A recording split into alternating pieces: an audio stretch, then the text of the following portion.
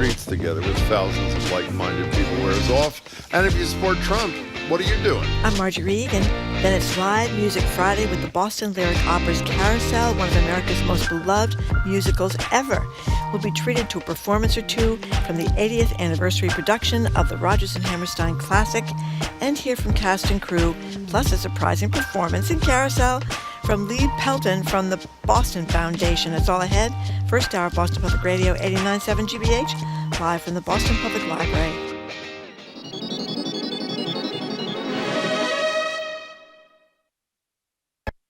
Live from NPR News in Washington, I'm Corva Coleman. Stock markets are extending their plunge for a second day as investors continue to react to President Trump's worldwide tariffs.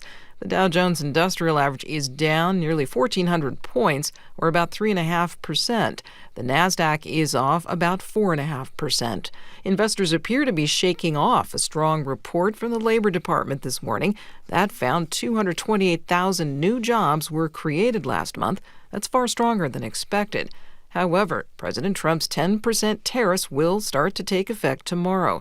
China is facing more levies than that. Now, as NPR's John Ruwich reports, China says it will retaliate. In coordinated statements, government ministries laid out the details of China's retaliation, which sharply escalates the trade war between the world's two biggest economies. The finance ministry will impose a 34% tariff on all U.S. imports. That's the same rate that the Trump administration imposed on China during Wednesday's so-called Liberation Day global tariff blitz. China's tariffs take effect on April 10th. The Ministry of Commerce is adding 16 U.S. entities to an export control list and 11 to a so-called unreliable entities list, effectively blacklisting them. It also said it's imposing export controls on a handful of rare earth minerals, making it harder for American companies to buy them. And China's Customs Department is suspending farm product import qualifications for several American companies. John Ruwich, NPR News, Beijing. NATO foreign ministers are meeting in Brussels. President Trump has demanded that NATO member nations pay up to 5% of their gross domestic product toward NATO. Secretary of State Marco Rubio is at the meeting, and he's doubled down on that point. We want NATO to be stronger. We want NATO to be more viable. And the only way NATO can get stronger and more viable is if our partners, the nation states that comprise this important alliance, have more capability. NATO allies say they're open to boosting defense spending, but they're also worried about President Trump's warm relationship with Russian President Vladimir Putin. The cuts are not over at the Department of Health and Human Services. After laying off thousands of staff members this week, the health agency is cutting spending on contracts. NPR's Sydney Lupkin explains. HHS will cut spending on contracts by 35% across all federal health agencies. That includes the National Institutes of Health, the Food and Drug Administration, the Centers for Disease Control and Prevention, and the Centers for Medicare and Medicaid. Andrew Nixon, a spokesman for the department, confirmed the spending cuts to NPR. He says they're part of an initiative to cut, quote, unnecessary spending. According to its contracting website, HHS says it considers contractors as partners, but they have to meet strict acquisition rules and performance and transparency goals. Sydney Lupkin, NPR News. On Wall Street, stocks continued to drop, about 1,200 points lower for the Dow, about 600 points lower for the Nasdaq. You're listening to NPR. And from the GBH Radio Newsroom in Boston, I'm Judy Ewell. Many Massachusetts industry leaders say they're anxious over President Trump's new tariffs. But some Trump supporters who work in business and industry, they say they support the president's move. Craig Spear is a building contractor based in Weymouth. He says he has confidence in the president's economic judgment. I think he's doing phenomenal as far as A for effort. To me, he's already a self-made billionaire. His success will be the ultimate... The ultimate revenge for losing to Biden, I think. Others in the local building industry say they're feeling pessimistic, with concerns the tariffs will raise the cost of materials they need to do their work. Franklin police are investigating after a Jewish temple was vandalized with red paint and a swastika was painted on a sidewalk in another part of town. Police say red paint was on a yard sign that read, "We stand with Israel," and also on a solar panel that lit up the temple sign. Temple Etzheim President Mike Rubin says it's very disappointing. Disheartened more than anything. You think in a community in Massachusetts that we'd be, immune from some of the rhetoric and some of the challenges, and we're not. Police say the vandalism may have occurred between Tuesday night and Wednesday morning. They say there's no evidence yet that the acts are related, but they're asking anybody with information to contact them.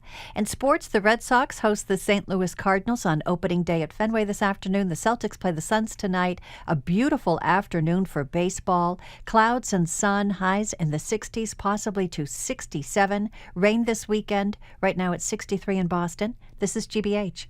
Support for NPR comes from NPR stations. Other contributors include Lilly Endowment, a private foundation supporting NPR's coverage of religion and spirituality, and Jarl and Pamela Mohn, focusing on civil liberties, foster youth, public radio, and the arts.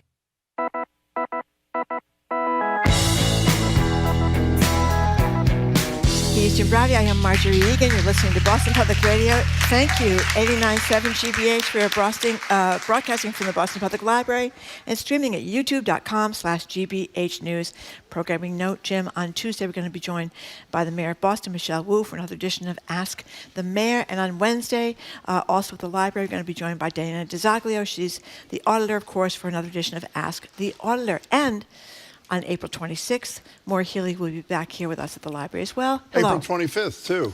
April 25th. Exactly. Excuse me. Can I say a couple things before we Yes. start? I felt as a courtesy to the audience, I do a little bit of a calculation. The value of the stock market has dropped a mere $6 trillion in 2 days. So we did a calculation, an average for all of you in the audience. And the good news is you can all retire when you're 97. So you have to be able, exactly, do some planning. Yeah, we have to laugh about it because otherwise you'd cry. Well, I have two antidotes to that. You do. We were lucky enough to hear the rehearsal of two of the performers from the BLO's production of Carousel. And I'll tell you, not only is it a show with maybe one of the greatest scores ever, Rodgers and Hammerstein, the performances are beautiful. You've won your spirits lifted.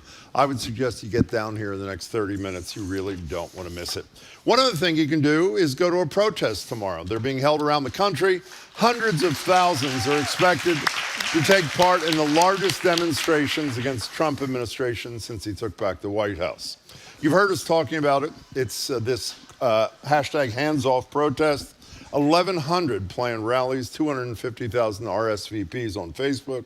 That's according to the organizers. Here in Boston, the action begins on the Common at 11, followed by a march to City Hall. Senator Ed Markey is scheduled to speak. A ton of people scheduled to speak. Carol Rose, who's with us all the time. That's right. There's also going to be a special acoustic set from local guys, the Dropkick Murphys. The number's 877-301-8970 to call or text.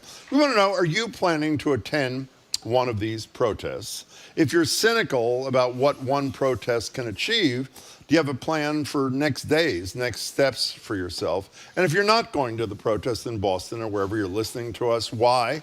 Are you hopeless? You love Doge? Whatever it is, give us a call. 877-301-8970 is the number. And I just want to point out, according to my phone, and my phone thing is pretty accurate with the weather, the rain is going to hold off till about 1:45, so I hope that's correct. Why? Because you wouldn't have gone if there was... Because I think a lot of people, if it was going to be starting to rain at 10 o'clock, that might dampen, no pun intended, the attendance. But you're covering this thing, right? Yes, I am going to cover it. Well, I'm going to go and, with my little reporter's notebook. You are? Yes, I am. Very nice. We want to know if you're going. 877-301-8970. And again, I don't mean to be the naysayer here, because I'm not at all. I think it's fabulous what's happening tomorrow.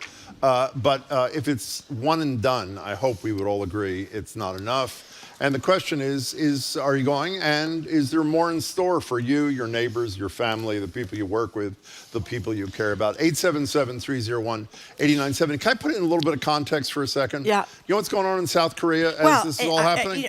One of our colleagues here on our staff, Nicole Garcia, pointed out, because I had missed the story completely, that remember the South Korean president, Yoon, announced martial law back a few months ago. Well, you know what? They have not wasted any time over in South Korea. They've held protests for many weekends, not just one weekend. But he was removed from office on Friday when the Well, before that, the National Assembly impeached him, and I think unanimously, including everybody in his own party voted to impeach him because of the declaration That's of right. martial law. Well, I'm just reading from the Washington Post. The South Korean president was removed from office Friday when the country's constitutional court unanimously upheld a parliamentary vote to impeach him over his effort to impose martial law. So after the people rose up, they got really upset about it, and there were some very, as Nicole pointed out to us, some very interesting comments on the comment section, which I usually make fun of, but sometimes they're really great. It says, this is from Dave, the only reason I followed this was to see if democracy and justice prevailed, and it did. So happy for my mother country, South Korea, while the United States sits in a stink pot of darkness. And then High Plains comments, can you imagine the United States having the moral background to do such a thing? I can't anymore. And they talk about the president himself, who declared martial law, and how he has apologized for his shortcomings, said it was a great honor to work for the South Korean people. I am very grateful and apologize that I could not live up to your expectations. And he's also facing a criminal trial. But the point of this is that people took to the streets in South Korea, not once, but over and over again. They got this guy out, and now they're going to have a new president. 877-301-8970. So that provides a little bit of context about what might happen or might not happen here. Let's go to your calls. Can you tell us back in Brighton where you want us to go, please? Justin in Newton, you would be first. Welcome to the show. Hi. Hi. Hi. Okay. Well, I'm calling. I just wanted to speak to the question about are you going to the protest? Yep. Yes. And my answer is no. Why? Yes. Because I think that if we're more externally focused than anything else, then we're not getting anything done. As left-leaning people, as Democrats, whatever. I left the Democratic Party, but I'm still a left-of-center person. But I don't believe that right now is the time to be showing that we're opposed to the dominant view in this country. Justin, can I be kind? I have no idea what you're talking about. Could you try to get a little more focused? Why are you not going tomorrow? I mean, by the way, it's fine. You're not going. Why are you not going? I'm not going because I believe that we need to be focusing on ourselves as left-leaning people, as Democratic people, to be externally focused and to be okay, as I said, Justin, I have no idea what the hell you're talking about, but thank you for your call. About more of a self-care Appreciate it. kind of thing. I hope not. 877-301-8970 These is are going the to be number. all over the country, as you 1,100 said. events. Somebody just texted, said they were going to one tomorrow at the Falmouth Village Green. That's great. So they're in small towns as well as big places. Somebody else is going to Framingham, and the person who says she's going to Framingham, and she's 80, and she's going to go to Framingham. So good for her. And there are ones in Natick. I hope those don't, the Framingham and Natick don't take away from the one in Boston. We want it to be big here in Boston. You know, we want it to be big. An anonymous texter is asking if we're going to the rally, and Marjorie's Yes, going to cover it. am. I'm going too, but obviously the texter was worried, and as an incentive for me, said, Jim, the Whole Foods is nearby. That's what got me there. I was 50-50. Rebecca in Acton, hi, welcome to the show. Hi, thanks for taking my call. How are you guys? We're good, thank you. So I am the press rep from Mass 5051. We are one of the organizers for the rally tomorrow. Great. And I know I called in on Wednesday to mention the Dropkick Murphys will be there, but we have another big name coming. Who? I don't know if you've heard that Ayanna Pressley is going to be there. No, I did not, actually. That's great. Could you give us, by the way, a bit of a rundown? I know the president of the AFL-CIO, a leader of one of the trans groups in the community. Who are some of the more prominent people who are going to be addressing the crowd there, Rebecca? Yeah, definitely. So we're going to have Senator Ed Markey. We're going to have the Lieutenant Governor Kim Driscoll. We're going to have Carol Rose, who's the executive director of the ACLU. Chastity Bowick, who's the co-founder of Trans Resistance. Right. We've got Chrissy Lynch, the president of AFL-CIO, which you mentioned. Jaya Savita, who's from the Asian Pacific Islanders Civil Action Network. Jessica Tang, president of the American Federation of Teachers. And Dr. Kai. No, go ahead. So when someone approaches you or one of your fellow organizers and says, this is fabulous, what's next? What do you say to them? Yeah, so what the protests do is get a lot of people together to call attention to what's happening and show how passionate people are about the against the actions of the current administration. But going out and yelling at the sky isn't going to be the end game here. We're looking for ways that we can create real change. So we do have more actions coming, and they might not all look like protests. They might be focusing more on education and other ways that we can actually come together now and create real change. Great. Sooner the better, I think, for people who are deeply concerned about the future of this country. Rebecca, thanks for the work your organization's doing. Thanks for the call. Courtney from Holden says 7 members of her family, aged 9 to 75, are going to the Worcester protest tomorrow. Kind of thing. May the spirits of Representative John Lewis and President Jimmy Carter be watching over us. Yeah, there's a lot of them. I'm just worried it's going to take away from the size of the Boston protest. Well, I think most reporters who look at this are going to look at the total picture, not just how many people are on the common, don't you think? There's another one in Maine, in Portland, Maine. They're going there. They're all over the place. 877-301-8970. Let's go to Jane in Mississippi. Hi. Hello, Jane. Good morning. Good morning. And to you. Long-time listener. Thank you so much. So, yes, we're going to a protest in Ocean Spring in Gulfport tomorrow. Great. We're going to walk past Wicker's office and Cindy Hyde-Smith, and we'll let our opinions be known.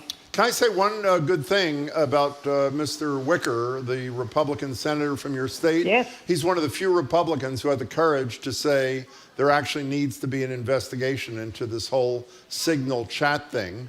And yes. I think he deserves praise for doing what most of his cowardly, sycophantic colleagues are unwilling to do. So at least that's one step in the right direction. Jane, email us or text us after and let us know how tomorrow is. We're really dying to hear how it is around the country. Thanks so much, and good luck. Thanks for the call. Cheryl from Norwell, an honest woman. She said, "We'll be there. I'd rather be home on my couch with my dog on a cold, rainy day, but I care about our kids, my kids, your kids, everybody's kids. We've let them down, and we need to step up." You know, one of the quotes on that story in the Washington Post about what happened in South Korea that you didn't read was someone said they value democracy obviously more than we do.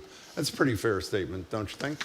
Well, I mean, half the country, maybe a little bit less than half, but support Donald Trump. Mm-hmm. So they're more concerned about their democracy.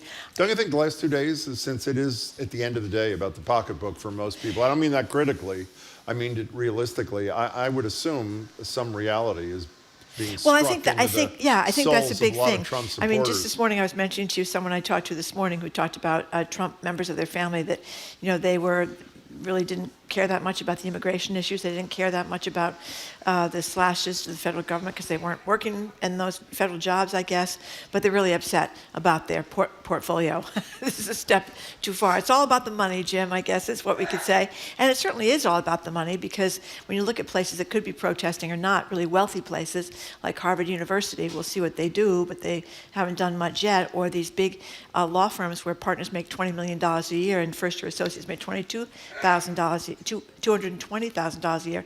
It's all about the money that they're not protesting because of that reason. By the way, Harvard, I'm assuming people saw on the Globe or elsewhere, got the list of demands from the federal government's, the Trump administration's anti-Semitic task force about the changes they have to make. I think we should start calling it the so-called That's a very good point. anti-Semitic task because it's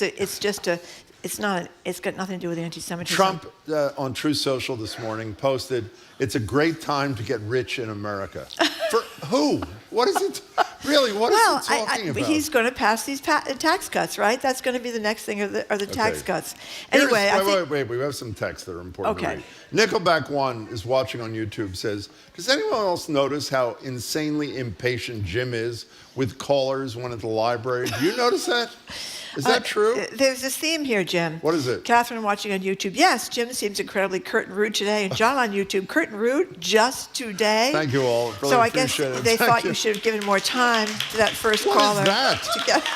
Which side is the applause on? Okay, I don't know. You better not ask. Thank you or not to all of you. We appreciate it. Jocelyn in Ipswich, thank you for calling. Hi, Jocelyn. How are you? Hi, thanks for taking my call. First time in a long time. Thank you very much for calling. I want to be nice to you. Take all the time you want, Jocelyn. You can be as dull as you want. We'll let you talk forever. Go ahead. Go ahead. Well, I'll try not to be dull. I was kidding. I'm sure you're great. Go ahead. Hi. So I'll be attending our hands-off rally here in Ipswich. Great. I run a research nonprofit dedicated to developing treatments for my daughter's ultra-rare disease, and we have lost so much in the last few months. So I'll be speaking tomorrow about hands off our science and everything related to that. We have lost legislation that's been bipartisan for years that the House is not approving. We just lost an unbelievable head of our FDA, Peter Marks, who has been leading the CBER division that oversees cell and gene therapies for more than a decade. We're losing valuable research at our academic institutions, universities, and hospitals. We just really need to stop and shout out and say that this is not helping anyone. By the way, for those who don't know, Peter Marks, who you mentioned, who was the leader on vaccines at the FDA, in addition to everything else that he did, was told by RFK Jr.'s people the other day, you either quit or you'll be fired.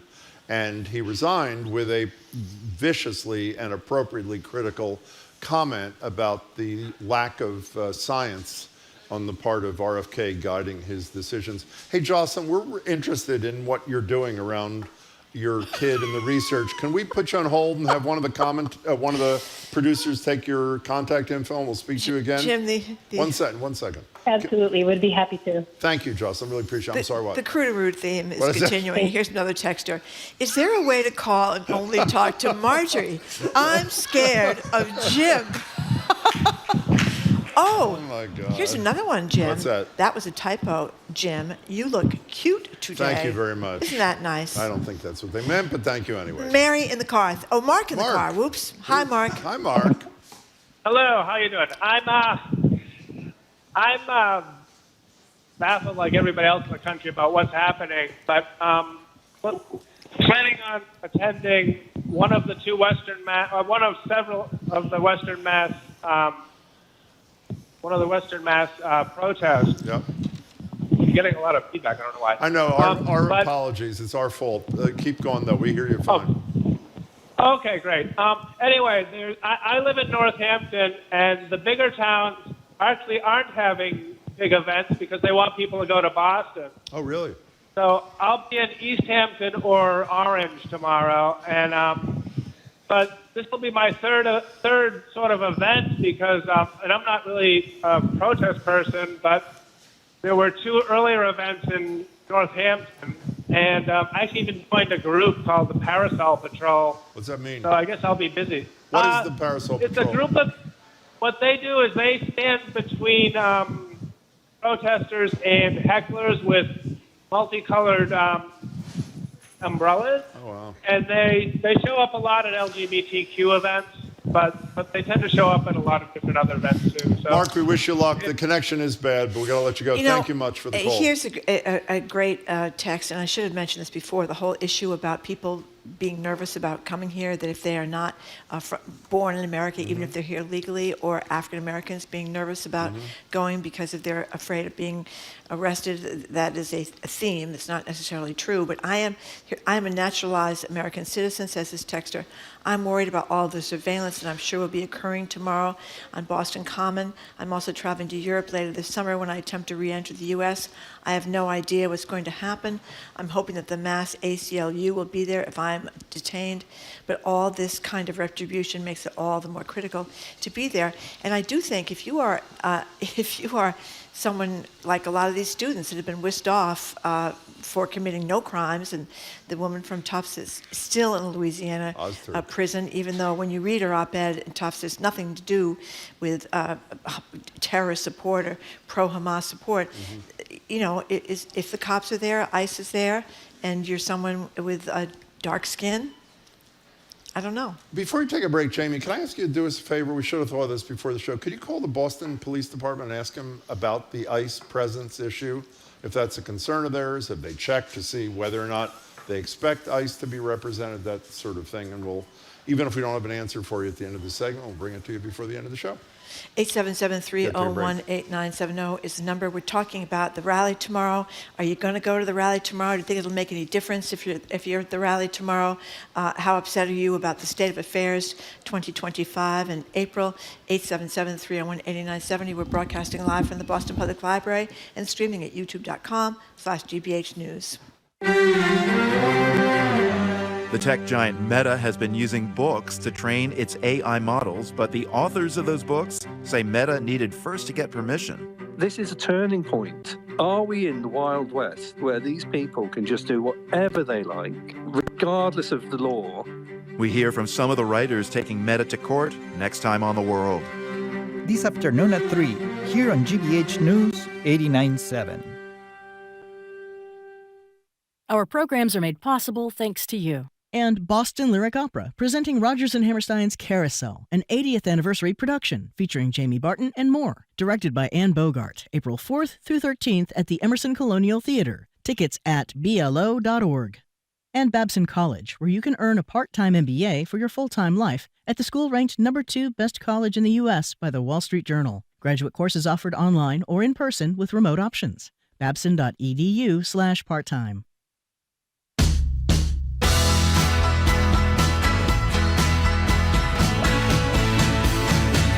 Welcome back to Boston Public Radio. Mark Dregan, Jim Browdy, live from the library, streaming youtube.com/GBH News.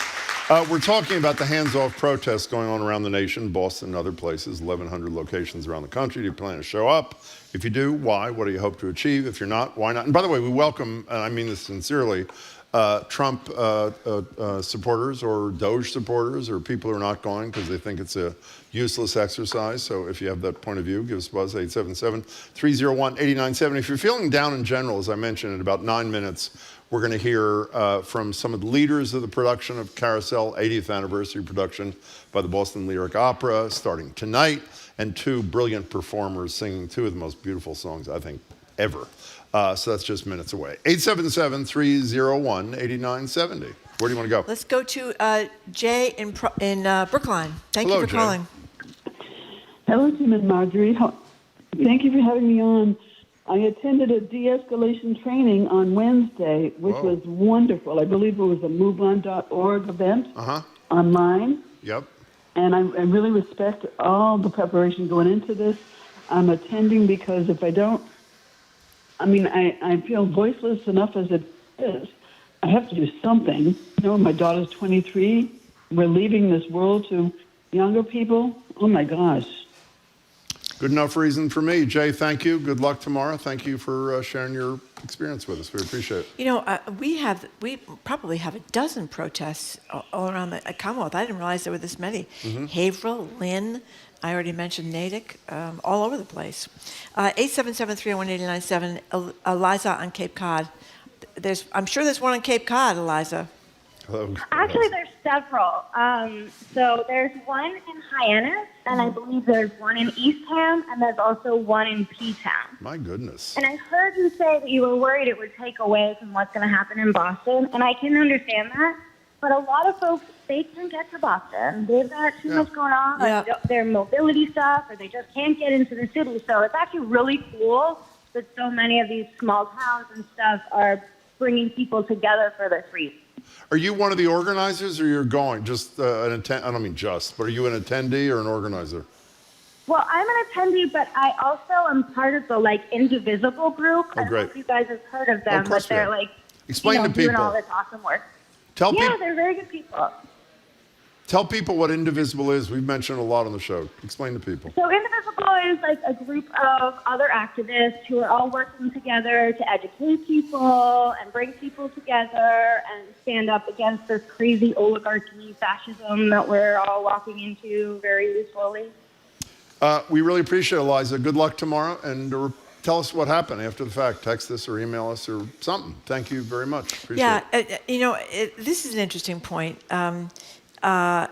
They're thinking, this is a person that's protesting in Martha's Vineyard and says, despite my instinct, I believe it'd be better to wait until more people who voted for Trump are ready to hit the streets. Otherwise, those who are protesting will be written off as left-wing crazies, which I am not. I mean, that is a issue, that... Clock is ticking here. The clock is ticking. This administration, if you support it to their credit, is moving with breakneck speed because of the brilliance of this Project 2025. I mean, I don't know if I realized. I don't know if you did. While we were all talking about the content of Project 2025 leading up to the election, I don't know if I understood, maybe you did, how much of a blueprint this is going to be. So essentially, the decisions were made. Let's just implement it now. Sort of brilliant. It's not that we didn't know, because we heard it over and over again, that before Trump won the election, the idea that they had put aside, they're going to have 100 executive orders on day one, that he was going to be a dictator, but just on day one, that this Project 25 had been working for years to put everything together, that Stephen Miller was behind the scenes, that they planned all these things. I mean, you got to give the Republicans credit. It's the same thing they did in the Federalist Society with Roe versus Wade, and they succeeded there too. They planned and planned and planned how to get rid of protections for abortion all around the country, and they did it. So, and Trump, of course, was saying the whole time he really hadn't read, and I'm sure he hasn't read. He didn't know Project anybody. 25, even though it was all his former people. staffers. Yeah, and some people, I guess, believed him, but didn't know what was in it, because who's going to sit down there and read 900 pages? When for those of you who have interest in political organizing and how one side in this country does it brilliantly and one side doesn't do it so brilliantly, I think Michael Kirk made the beautiful piece on Frontline about how when Mitch McConnell was a young United States Senator, which was a long time ago, right after Bork was denied, denied confirmation in the Supreme Court, he decided then this is going to be his lifelong crusade to move the court to the right, to deny basic civil liberties to the people in this country. And sadly, it was a huge success. He stuck at it for decades. I know, read it, just read it, get it over with.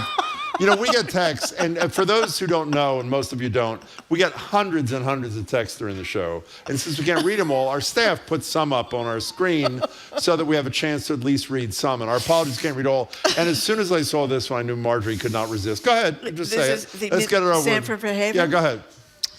Sam from Fairhaven writes, Jim, would you please let your listeners know if you will be adored in one of She can't even read it. Start again. Go ahead. One of your dickies tomorrow. Not sure if that will increase or decrease the turnout. Let me tell you something.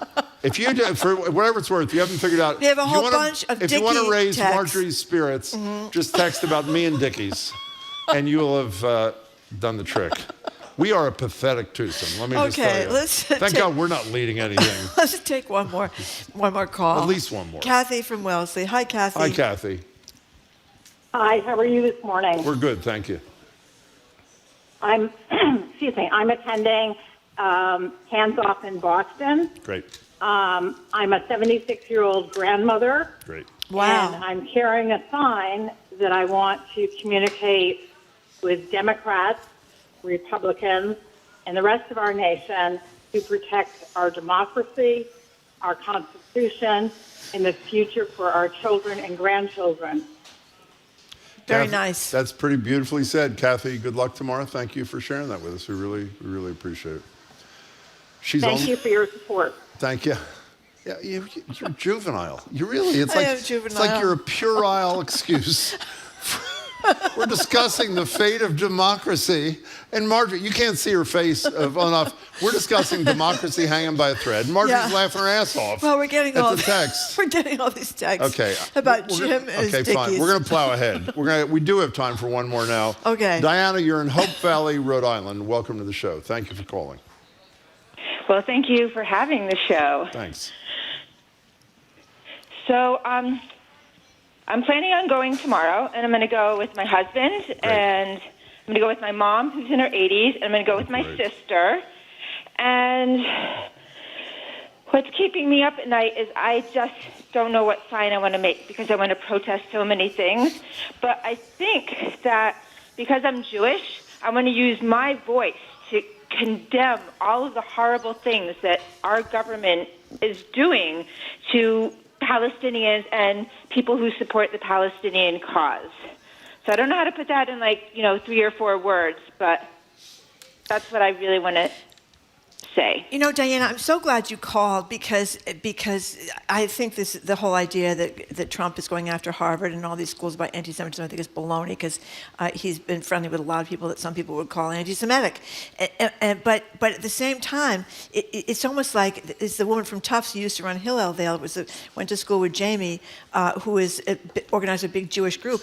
It's creating anti-Semitism in a sense to be constantly saying that, because of anti-Semitism, we're going to have to cut off funding building at Mass General Hospital. And you know what I mean? We just had a story about some vandalism with swastikas and stuff.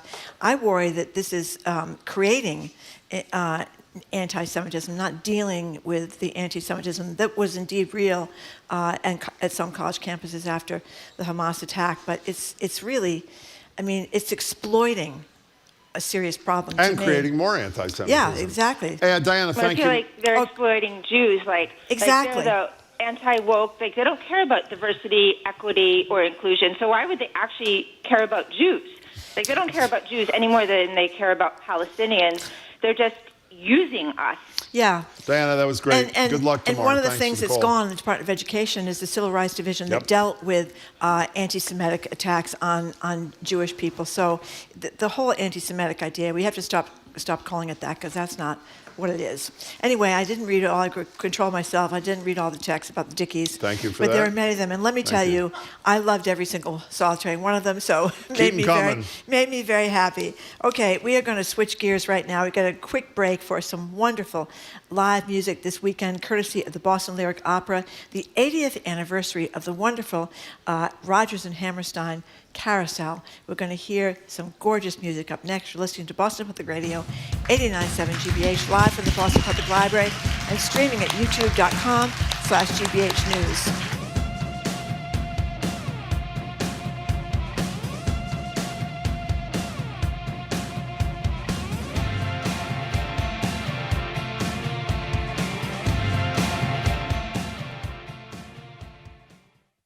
Support for GBH comes from you. And the Hanover Theater, thousands stranded on 9/11, a small town in Newfoundland that opened their homes. The Broadway musical Come From Away, on stage April 11th through 13th in Worcester. Tickets at thehanovertheater.org.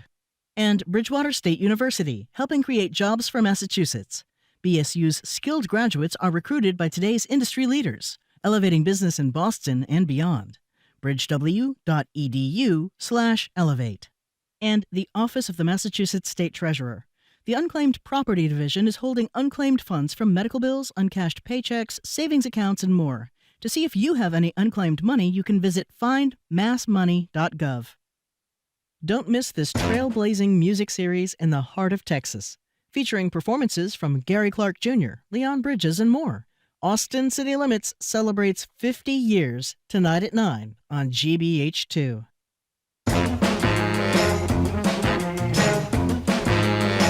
Welcome back to Boston Public Radio. Marjorie Egan, Jim Browdy, thank you all live from the library, streaming youtube.com/GBH News.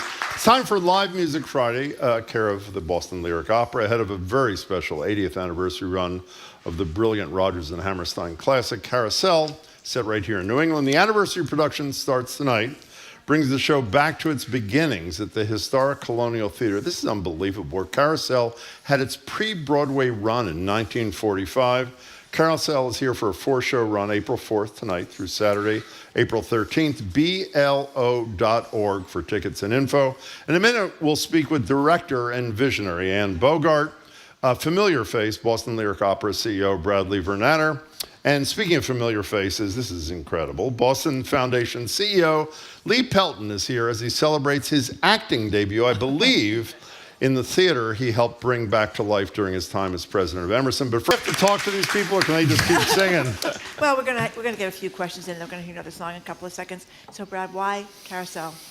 Well, Boston has a long legacy in the musical world and the theater world of creating new works, and Carousel is one of many, like Oklahoma, Porgy and Bess, these real American classics that had their run here in Boston before they continued for generations to the rest of the world. And Carousel is really an opportunity for us to celebrate that legacy here in Boston, to celebrate the city of Boston's role in arts and culture, and to think about how we embrace these timeless pieces for today's audiences. Okay, so Anne Bogart, the question on everybody's lips is not about the staging, are you changing the original? The only question people have in their minds is, why Lee Pelton? That's what we want to know. Why Lee Pelton? I can answer that. Well, please do. And by the way, he's doing magnificently for a first-time actor. Yeah, really. Yeah. No, it's the role of Starcatcher, and another one I won't give away because it'll be more of a surprise. But The way we're approaching the work is that it was important that the star catcher was a well-known Bostonian. And he seemed the right person to go to. And fortunately, he can act. A lot of people, when they act for the first time, I don't know what you say, they sort of scream.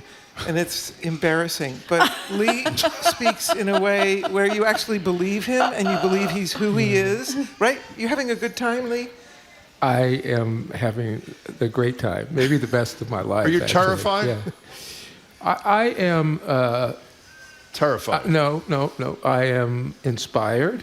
I am feeling very humbled and thrilled and scared. Can I say something about the scared part? Of course Which is, it's been proven through scientific tests that if you look at an actor on the stage speaking a monologue in front of an audience, and you look at a high jumper Olympic athlete, the actor is under more stress than the athlete. Yeah, it's people say, "Oh, I can act, I can walk, and I can talk," but actually, to get up and actually confront the conditions of right here I'm looking out at a large number of people. Hello, everybody. And it actually puts incredible pressure on the physical body. Is it the fear of forgetting? No, that happens anyway. That happens to every actor. It's the pressure of being seen and actually being a model human being for a moment. And no pressure, right? No, So I've spent my life in front of audiences giving talks and lectures and things. So I'm excited when I'm in front of an audience. I get really calm and ready to go. The difference is between theater, you all know this, and film, is you could have a flub in film you get to do it over. That's right. Here, there's no do-over. You got to be 100% right. There's another term Lee, for that. I have to say, though, Lee in rehearsal kept saying, stop, can I start again? Yeah, that's okay, Lee. Yeah, you can start again. But at a certain point, you can't stop and start again. Exactly. Anne Bogart, I was listening to the score last night at home and in the drive-in, and it is, to say it stands the test of time, amongst the most beautiful scores I've ever heard. However, some of the themes don't wear as well. And I read somewhere in Boston or the New York Times, somewhere, that you decided to stay with it exactly as it was produced 80 years ago. Explain what the issues are and why you decided to stay with it as it was. Well, it was 80 years ago, and it was a very particular moment in the United States. We're in a different particular moment. And it was a time when people were coming back from World War II, 1945, and they were what we now call PTSD. People were suffering. People were not getting their families back. The world was in crisis. And so this is an expression of a screwed up world. This is an expression of people who are not perfect, who come back. If you imagine, and they didn't use the words PTSD, the lead character, Billy Bigelow, coming back from war or coming back from some extreme circumstance, there's this kind of violence. And violence is part of our culture. And I didn't want to mitigate it. I didn't want to make it okay. And so we decided not to cut anything. And a lot of productions do cut the fact that he commits suicide. Did I just give away a big point? I think most. He's also has domestic violence in him. But the question is how you handle it. And I have to say, the domestic violence part, I remember in rehearsal where it's first brought up, I basically just sat back because the two performers handled it so beautifully and so sensitively. I didn't have to direct them. They somehow did it in a way that you could hear it. It was extraordinary. Anne, you just mentioned the PTSD in World War II, but I was reading in preparation for speaking to you about... Oh my God, look at the Dow Industrial... Wow. Thank you for that. We're trying to lift people's spirits, Anne, not to but thank you. 34% retaliatory tariffs from China. Okay, but back to Carousel. Sorry. Okay, you did a piece a lot. You were involved in South Pacific dealing back in the 80s. Tell us about that involving veterans and mental illness. Well, amazing that you know that. I consider it the height of my career. I must have been in my 20s or something then, and it was with NYU students, and who'd have thunk it. But the question I asked is, who needs to perform this play? And I also asked the same thing with our Carousel. In other words, sometimes as a director you say, well, what am I going to do? Make it look like in 1945? But with South Pacific, it was the time of Grenada and Beirut. So I thought, what would happen if war-damaged individuals who had had traumatic experiences in Beirut and Grenada came to a clinic in the United States to be reintegrated back into American society, and which is what South Pacific was, in a sense, from World War II. And what would happen if, as a graduation ceremony, in this clinic, they performed South Pacific, and that they were assigned roles based on their trauma. So, for example, if somebody had lost their best friend in the trenches, he would be assigned to "Ain't Nothing Like a Dame," which is basically a male bonding song. Yeah. And so it was what the audience experienced was a ceremony in which the play was allowed to have its full power, but through the lens of something that seemed very familiar to us in 1984, which is when that was at. That's the voice of Anne Bogart. She is the director of the 80th anniversary performances of Carousel. Lee Pelton from the Boston Foundation is performing, and Brad Vernatter, who is the CEO, of course, of the BLO, Boston Lyric Opera. And speaking of doing it as it was done, how big is the orchestra for this play, Brad? This is so thrilling. Yeah. How big is it? Orchestra's about 50, and we have about 50 other performing artists on stage. Huge. All in all, there's over 100 artists and stagehands and crew and production personnel working on just a single performance, one of the single performances tonight. What's it feel like when so many people fill the room like that? What's that feel like? Oh, there's a buzz, especially when the audience arrives. I mean, it's that connection between the audience and the performers that really makes live theater and live music making really magical. By the way, can I just say one thing? Some of our colleagues and some of yours are handing out the lyrics to "You'll Never Walk Alone," one of the greatest songs ever as well. It's going to be performed in a minute by Mary Cray. And the reason you're getting it is not academic. The reason you're getting it is because we're going to sing along, whether you like it or not. I'm sorry, you were about to ask. I was just going to say, because I think the music, this is my favorite of all. Me too. We're not going to hear it today, but what's the use of wondering if he's good or if he's bad, if you like the way he wears his hat. I thought that was such a great song. They were all such great songs. But I just wonder, is it unusual, and any of you can take this, 80 years old, right? Is that unusual? I mean, you mentioned South Pacific before. That was a great musical. I mean, does Carousel rate among the greats? Or where does it land in all, when you think of all these great Broadway plays? Because not all of them are 80 years old, able to be done. Yeah, Carousel is a real American classic. And in the opera world, we're also dealing with subject matter and music and stories from even 400 years ago. So it's something that's really familiar to us. And to think about what's the core essence of these characters, of this story, and how does that relate to our audiences and to our environment today? But Lee, I'm sorry. I was just going to say, do a lot of these Broadway plays just go on forever, like South Pacific, Oklahoma, Sound of Music? Well, they're rediscovered. They're forgotten and they're dissed. They're essentially, this is quaint and old-fashioned.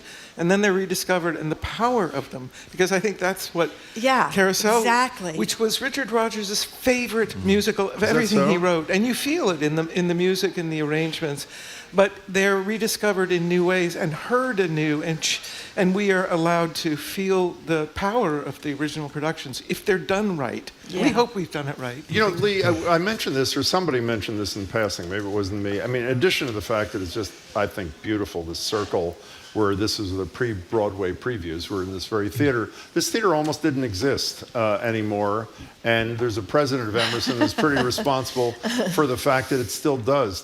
Briefly tell people what was about to happen here. Well, first of all, as Brad has said, this was a really premier pre-Broadway venue for many years, going back to at least 80 years, and then there was Porgy and Bess and lots of others. So when I came to Emerson, the theater was mothballed. It hadn't been open for several years. We had a lease with another entrepreneur in the city, theater entrepreneur in the city, and so it had been closed. And so I was in contact with him. We were able to end the lease and then reopen it. And we reopened it with the Ambassador Theater Group, which is they have the largest numbers of theaters in the world. And they came in and they, at great expense, renovated it in a very splendid way. Those little tiny seats they had in the 30s, they don't work anymore. So they had to rip out all the seats and put in the seats. And and all the technical work in the back. So they did a great job. Well, so shout did out for you. them. And is it, I don't know, this is maybe a ridiculous question. Is there a feel when you're in the place where this premiered 80 years ago about that, or is that just a talking? I'm not expressing it. You know what I mean? I don't know if I'm imagining it, but there is. Really? You know? Yeah, there's a well-known but not believed scientist whose last name is Sheldrake. I think he's from Boston, I think. Anyway, he came up with a theory called morphic resonance, which means, one of the things it means is that buildings have memories. And so I like to think is that what happened before happens again and again in different ways. And I like to think that we're with the ghosts. But how much of that is my imagination? I don't know. But maybe our whole lives are I'd love that. We're going Sunday, and I can't wait. You know what we forgot to ask? Could you do 30 seconds what the story is here? Yeah. I feel like everybody knows Carousel. And is but it supposedly? I suppose it's a fishing village, right? Someplace in New England. Is Maine? It is Maine. That's New England. Right. Anne or Brad? You want to give us 30 seconds on the Brad. story? Go ahead, Brad. You're good at it. 30 seconds. The story's about elevator. The story's about love. The story's about mistakes. The story's about forgiveness and what it means to come together and to support each other. It's also boy meets girl, boy gets girl, boy loses girl, boy gets girl. Kind of gets in the end, although he dies. But you said that a couple of times there, and I think people know now that he dies. He's gone. Yeah. He's gone. Okay, we're going to hear another song now? Yeah, I think we have a minute, though, actually, till we... okay, why only four shows? That's what I was going to say, Yeah, why too. only 4 shows? Takes a lot of people. It takes a lot of people to make an opera happen and to make a performance happen at the scale of the Colonial Theater. So this is about time in the theater. This is about resources. This is about the availability of venue. All sorts of things. So is there life after? You had a look on your face. Yeah, we'll be. Oh, there is. Oh, go ahead. Yeah, so we are co-producing this. Boston is premiering it, but we're co-producing it with Austin and Utah. Oh. So this is going to tour and continue. Fabulous. Continue in future seasons. Are you going to Austin and Utah, Lee Pelton? Can I? Of course. you have to go and get a reputation in Austin. You have to become a beloved citizen. Okay, of That's Austin. right. But for those who are here and are listening, I encourage you to go out and get your tickets now because there are only 4 performances. This is just a terrific performance. We've got Anne is a genius. You are also a genius, and the staff. I mean, and the actors and the singers are just out of this world. Good. BLO.org to get tickets. We're going to hear Mary Cray sing And the "Never theater, Walk Alone." Your theater is Do we want gorgeous. people gorgeous. to sing along the whole time, or let Mary start? We do. Okay. Beautiful. That could be tomorrow's theme, by the way. Marjorie. That's right. You'll never walk alone. Oh, Mary Cray singing incredible. "You'll Never Walk Alone," and of course we've been speaking with the gang from the Boston Lyric Opera. The 80th anniversary production of Roger and Hammerstein's Carousel is going to be 4 shows. To get tickets, you want to go to BLO. Not over yet. More smart conversation about community issues is up ahead with Jim Browdy and Marjorie Egan on Boston Public Radio. Right after a news update from NPR. Stay with us here on GBH 89.7. I'm Jared Bowen. Today on The Culture Show, as the deadline for TikTok to find a buyer approaches, Amazon jumps into the bidding wars. Plus, meet the Beatles again. Sam Mendes reveals the cast for his biopic. And we remember actor Val Kilmer. We take on that and more on The Culture Show's Week in Review today at 2 on 89.7 GBH.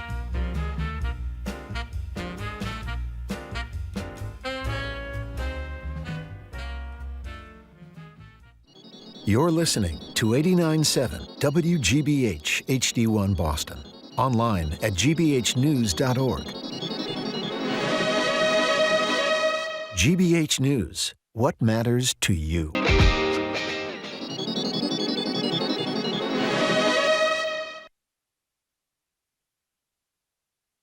Live from NPR News in Washington, I'm Lakshmi Singh. The major sell-off on Wall Street's extending into a second straight day. At last check, we see the Dow is now down nearly 1,500 points, or 3.6%. The S&P's lost more than 4%. The Nasdaq down also more than 4%. Same day that the government's reporting stronger than expected job growth last month, 228,000 jobs gained. Global markets are roiled by President Trump's sweeping tariffs this week. NPR's Amy Held reports on how much more people in the U.S. will be paying for everyday items. Consumer prices are expected to rise from President Trump's tariffs this year. According to an analysis by the Yale Budget Lab, among the most affected items, clothing will get up to 17% pricier. And food, fresh produce prices especially, projected to go up 4%. Wesley McCain says paying for basics at the supermarket will get harder. We already have a hard time affording groceries here in Seattle because it's a very high cost of living. The Yale Budget Lab says lower-income families will feel the biggest burden, a loss of about $1,700 a year. Trump officials argue that short-term pain will lead to long-term economic benefits. Amy Held, NPR News. The head of the National Security Agency and his deputy have been fired, according to two prominent Democrats in Congress. NPR's Greg Myrie reports this marks the latest dismissal of a senior military officer by the Trump administration. Air Force General Timothy Hawk served just over a year as director of the NSA, the spy agency that collects cyber intelligence worldwide. Senator Mark Warner and Representative Jim Himes, the top Democrats on the Senate and House Intelligence Committees, issued late-night statements criticizing the firing. The NSA declined to comment on the dismissal of Hawk and his deputy, Wendy Noble, who is a civilian. The move came just hours after several members of the National Security Council at the White House were also fired. The Trump administration previously dismissed several top military officers, including the chairman of the Joint Chiefs, General C.Q. Brown. Greg Myrie, NPR News, Washington. Trump's expected to announce a TikTok deal today to stave off a ban of the video app. Here's NPR's Bobby Allen. The agreement Trump is pushing would create a new U.S. entity to be spun off to oversee TikTok's U.S. operation. TikTok's secret sauce algorithm would still be controlled and updated by owner ByteDance in China, but it would be licensed to the new entity. ByteDance's stake would be below 20%, which is required under the federal law forcing TikTok to divest from China. Since Trump took office, he said he would save TikTok, despite trying to ban the app in his first term. He's talked about there being tremendous interest in the app used by half of Americans. But for months, the top contender in the deal has been Oracle, which is run by Trump ally Larry Ellison. It's NPR News. And from the GBH Radio Newsroom in Boston, I'm Judy Ewell. A member of the state's congressional delegation is disputing the Trump administration's claim that new higher tariffs will help create a stronger U.S. economy. Congressman Jake Auchincloss says the tariffs will lead to higher prices for families as companies pass more costs on to consumers. Auchincloss cites data from the Yale Budget Lab. The Yale Budget Office projects that it will cost the average family $3,800 more this year. Economists say consumers could soon pay more for cars, some food items, furniture, toys. President Trump says he'll use those tariffs as bargaining tools. The Red Cross is assisting more than 50 people displaced in a fire at an apartment complex in Stoughton early today. Everybody made it out safely. Red Cross spokesman Jeff Hall says volunteers are providing food, comfort, casework, and financial assistance to those displaced residents. Hall says they'll help everybody settle into vacant units on the property. Fire officials are investigating the cause of that blaze. Red Sox fans hoping for friendly Fenway at this afternoon's home opener against the St. Louis Cardinals. Boston, here we go. We got another championship to win. John Cross says he traveled to Boston from the UK to cheer on the team. Really excited. We watch all the games online, so to actually be here and see it for real, like see the Green Monster. Gates open at this hour. The first pitch is at 2:10. It's a beautiful afternoon for baseball in Boston. Clouds and sun, highs to 67. Clouds tonight, lows in the 40s. Showers and rain on Saturday and Sunday. Daytime highs in the 40s and 50s. Right now, 63 in Boston. Support for NPR comes from NPR stations. Other contributors include Progressive. Progressive Commercial Auto Insurance protects the vehicles that work to keep small businesses moving forward, including protection while running errands and other tasks. At progressivecommercial.com.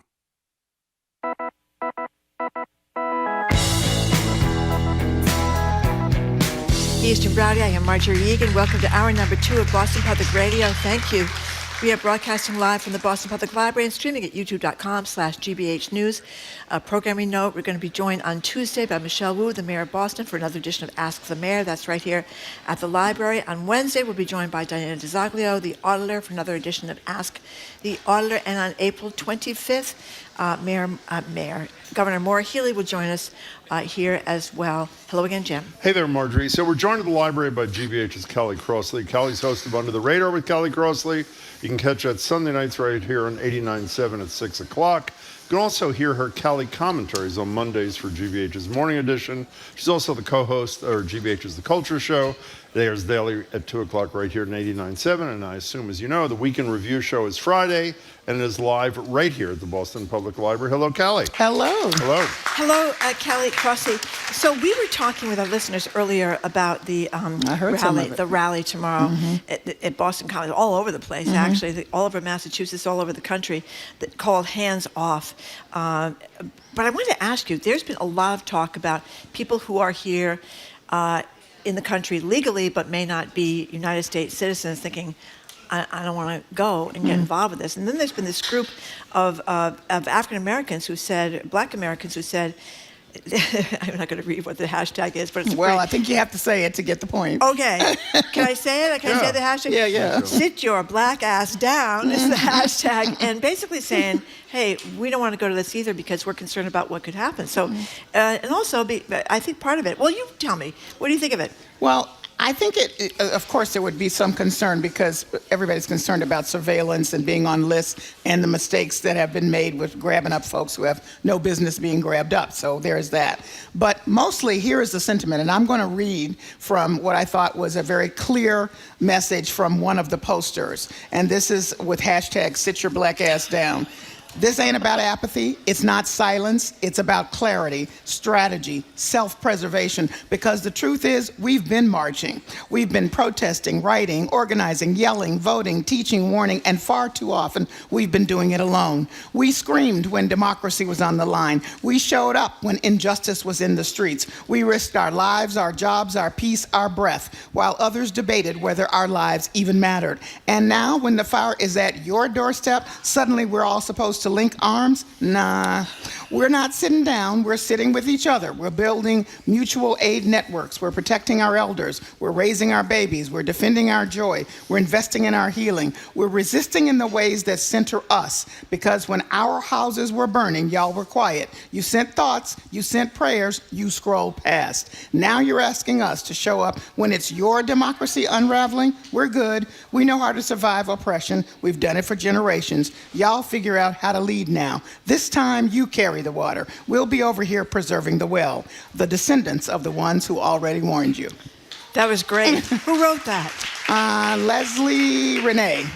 Well, you know, we remarked about this before, that I think if you're a Black American, you've been used to getting screwed for decades and decades and decades. I think this comes as a shock to a lot of people who have not been used to getting screwed, because I think you don't, obviously, if you're white, you're not facing systemic racism or getting screwed on housing and everything else. But I think that this has been a wake-up call to white Americans who now feel that their government is out to get them. Well, you know, and this is something that this is not new. We've all known and seen this at some level in many different ways. But I really do think that for so many people who felt that they were coming into a new way of directing the government, they believed in what President Trump was offering them on the campaign trail. And they're, you know, what they asked for, they haven't gotten yet, and what they didn't ask for, they're getting. And so that's a lot for people to process, and I get it, but there are many people who feel like all the signs were there and y'all just chose to ignore it. You know, I totally understand. What's the name of the woman one more time? This is a poster. Her name is Leslie Renee. Leslie Renee. I mean, I totally get that, and I read a bunch of stories about it this morning. But while I understand it, you read stories how understandably a lot of foreign students aren't coming for fear that they're going to be the next Ozturk or the next Khalil, a guy from the Columbia graduate. You hear Black activists, as you just read a second ago, and it's almost like Trump is muting the resistance to the worst of what he's doing by doing the worst of what he's doing. I mean, by creating so much fear and such a chilling effect. And so I have no solutions, but it's really frightening. It's like the law firms are buying in. Black Americans have said, or some have said, we've done enough. foreign students are petrified. I mean, gone on down the list. He has chilled a huge part of those people who have suffered the worst consequences of 2.5 months of Trump 2.0, no? Well, if I can speak for some, I am not Black America, and I'm not Leslie Renee or some of the other people. I don't think it's like they feel I'm not doing anything ever again. But, y'all take the lead. There's more and more consequences for me, as there always were, and I stuck my neck out, and I couldn't get any support. I couldn't get you to hear me or see me. There is another expression going around on the web about Black women, 92% who supported, as you know, the Kamala Harris ticket, saying, I have taken off my cape and I'm wearing it as a blanket because I need to heal myself from this drama. By the way, if people want to see that, John King in his All Over the Map thing about a month ago did a wonderful piece. He revisits people who he's seen throughout, and he revisited some Black women who were very active in the Harris effort, and that was exactly the message. I've done it. I need a break. I'm taking a rest here. And as you say, it's not forever, but for now, I've done it. It is your turn. Well, also, the majority of white women voted for Donald Trump in 2016 and 2024. So maybe, it's our turn to be a little bit more vociferous about what's been going on. Because, you think about the civil rights. It's not enough. I hear you. It's not enough.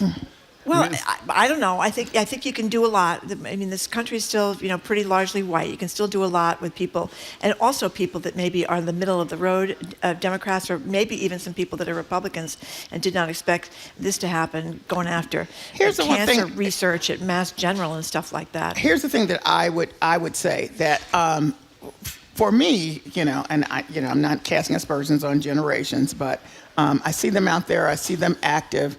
And then they, if not lose interest, they lose steam. And I don't want to go back to 1955, but let me, to the Montgomery bus boycott. That was a year. They didn't know how it was going to end. They had no job. They had to get to their jobs walking. Or figuring out some other kind of way to do that. And these were not people getting paid tons of money. They were maids to white women. And they walked for a year saying, no, you're not going to force me to the back of the bus. And what that did was finally get other people in the community. There was a lot of white women were in support for different reasons. And then quietly, against the housekeepers were late getting to work, That's correct. No, you're laughing, but that is correct. And so, they did their thing quietly. And then finally that bubbled up and put the pressure on the people who could actually make some decisions. And that's a long process. And so if you lose the steam, if you lose the energy, and to Jim's point, you lose the numbers, it's hard. You look at, the courage, I wouldn't have had this courage to walk across the bridge in Selma. I wouldn't have the courage to stand out there with German shepherds and fire hoses. I'm kind of a chicken. Yeah. But to put this in context, look at the people that are the richest and most powerful. Harvard University across the way, these biggest law firms in the United States of America, where I said for the third time, some of the partners there are making $20 million a year. And they can't afford to take a hit when they're making $20,000 a year. 20 million. 20 million. It's 20 million, I'm sorry. Yep. And Harvard University with that massive endowment. So it's pretty, we're not very courageous. It's like we're saying, hey, it's all about the bucks. It's all about the bucks. And I also think that remember, we're kind of bad on our civic engagement in general, or understanding our civic responsibilities. And so for a number of people, they'll just at this moment be realizing, oh, here's how this works, and here's how I have to intervene. I hate to say that, but this is brand new for a lot of people. Well, you know what? By the way, it is. I'm not equating, well, I sort of am equating, or not. When you mentioned there was a year-long effort, a microcosm of this that I hope had an impact on people was Cory Booker the other night. Yes. Even the best members of Congress who are caring and courageous give a 4-minute speech or go to a rally and they're gone. And I don't mean to disparage them. They show up, they do things. That 25, so many people text us and say, well, what does that achieve? It caught the attention of a country, I think, whether you agreed or not. It was substantive as opposed to the old days reading a telephone book. And it was a variation on the theme you're talking about. Right. Something beyond the norm with more endurance, more relentlessness, that sort of thing. And he's raising up other people in his Totally. talk, the whole And Chris time. Murphy, who we always, I Yes. didn't know this. We didn't say this on the Chris air. Murphy's been great. Who we've been praising, who Senator does these great from videos from Connecticut. Did you know that Murphy, when Booker decided to do this, Murphy went to him and said, I'm going to sit in the chamber with you the whole whatever number of hours Yes, you're there, was sitting there the whole Wow. 25 hours in support of Booker. So good for him. Can we move to somebody who's Yeah. also not going to be at the rally tomorrow? Okay. Jeremy Lewin. And you got to, no one knows who he is, of course. You got to give credit to Emma Platoff and Sam Brody for this brilliant piece on this 28-year-old Doge guy who is helping to dismantle USAID, I would argue one of the most important humanitarian national security things this country does. Can you give us a little taste of what we learned about young Jeremy Lewin in the Globe? Well, he's a graduate of Harvard. Yeah. He went on to work at really elite law firms. So he's well-credentialed, let's say that. He's 28 years old, and he is the right-hand person to, what's his name? Elon Musk. I mean, I just try to blank it. I think that's good. I just try to blank the name. To Elon Musk. According to what they've written, he's been all over the place politically, ideologically. Sometimes he's feeling very progressive in where he's landed, and other times he hasn't. But now he's landed with Elon Musk, and he's apparently mouthing all kinds of racist and other disgusting kinds of comments as on the regular. Some have accused him of having a very short temper, which leads to violence, and there are some examples of that in here. Be that as it may, he is a person in charge of cutting that agency, USAID, and will probably move to another one if Elon Musk's role goes away. So when we talk about illegal, first of all, there's Doge that has no legality that we can figure out, but yet this guy is working with him and doing this stuff. Disheartening is not the word I want to use. It's infuriating. It's so emotional to read that this young person who seems to be completely disconnected from the people and the work of the agency that he just disemboweled. At least know what it is that you're doing. And he's not, and I mention all the credentials to say, this is not a dumb guy. This is a guy who can understand complex issues, and yet doesn't seem to be bringing that to the table. He's sort of bought into whatever Elon Musk is all about, and he's being groomed by him. It's suffice to say. Here's a little piece in Rolling Stone. Police records show that Lewin was once also accused of threatening a girl with a knife, asking, quote, why he shouldn't gut her and cut her right now. And one of the other interesting parts of this is he was an assistant to Larry Tribe, arguably the premier constitutional law expert in this country. And Tribe has known him, apparently, according to the Globe, since he was a baby, since he was a little kid, and said he's been blinded by ambition. The reason we even wanted to mention this story, people call us or text us all the time, and they watch Brett Baer interviewing corporate executives who were paraded around by Elon Musk as if they are the face of Doge. Which they're not. It's these 28-year-old, Right. often That's right. racist, inexperienced, misogynistic kids Drunk who are with just power. following the orders Yeah. of another guy who's Right. drunk with power, the Right. richest man in the world.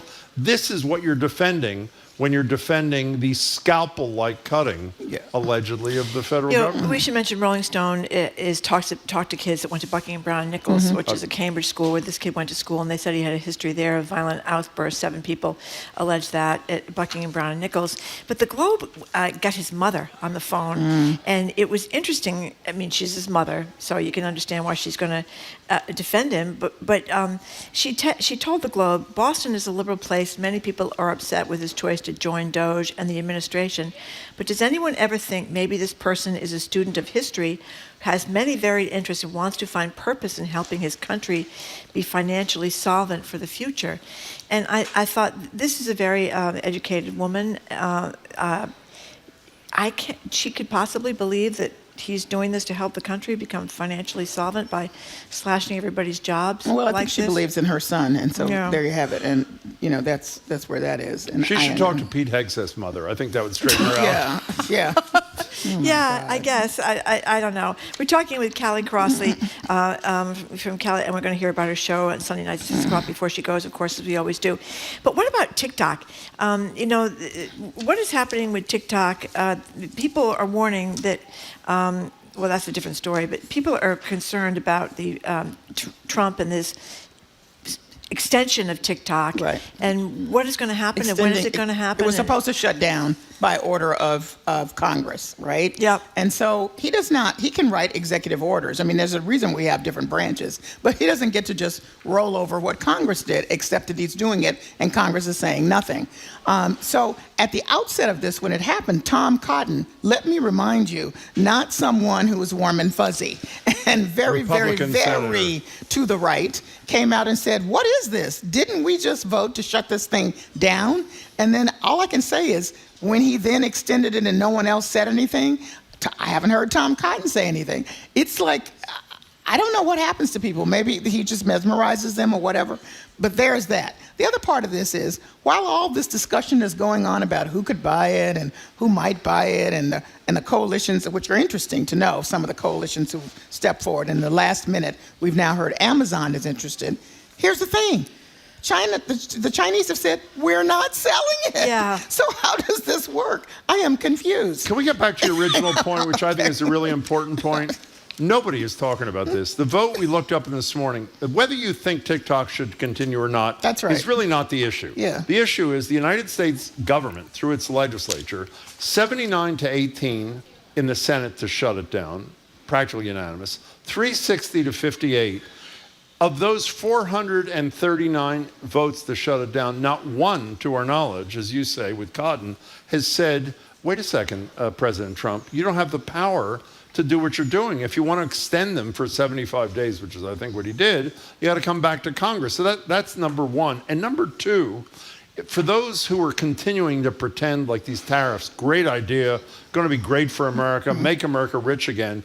Every single person in a high place who talked about Trump's tariffs yesterday, who works for him, says no negotiations. Well, obviously they didn't talk to the boss. Here is the boss on the plane, this would be Donald Trump, talking about if other countries did something phenomenal, well, maybe there'd be negotiations, and you'll understand the relevance in a minute. Here's Trump.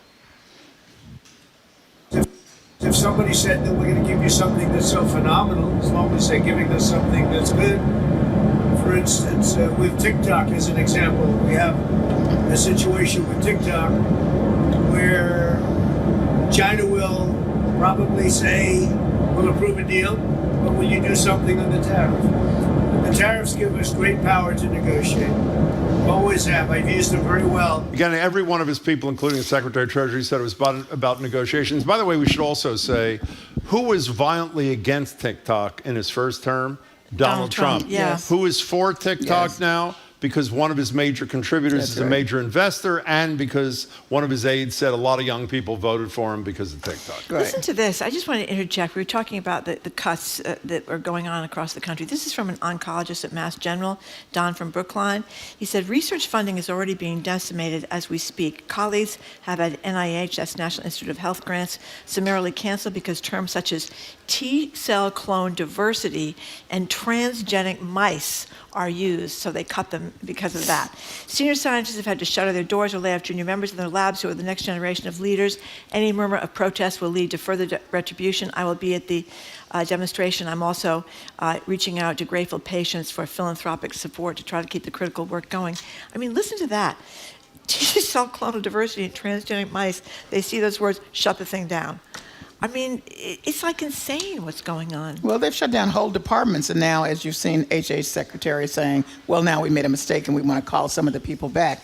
Again, I mean, we've discussed this on the show. There was a way to do this, make some cuts, but take some time to figure out where do you cut? What you know, I mean, it just, so that other people could get on board, and so, but obviously that's not important to the administration that the regular folk are in support of this, because he said he wanted to cut government, okay, but everybody assumed that would mean going in, to your point. He then has now used scalpel as opposed to machete, but to look at what the jobs are, what are the responsibilities, who is impacted, all of that, and do it in some kind of thoughtful way. But that's just not happening. Well, because this isn't about careful cutting. This is about decimating the federal government so you can afford tax cuts. Can we end on a fairly up note kind of thing? Yes. Okay. We've had Guster perform here before. The band that started at Tufts 20-some years ago, pretty huge band. Well, they're performing the other day at the Kennedy Center.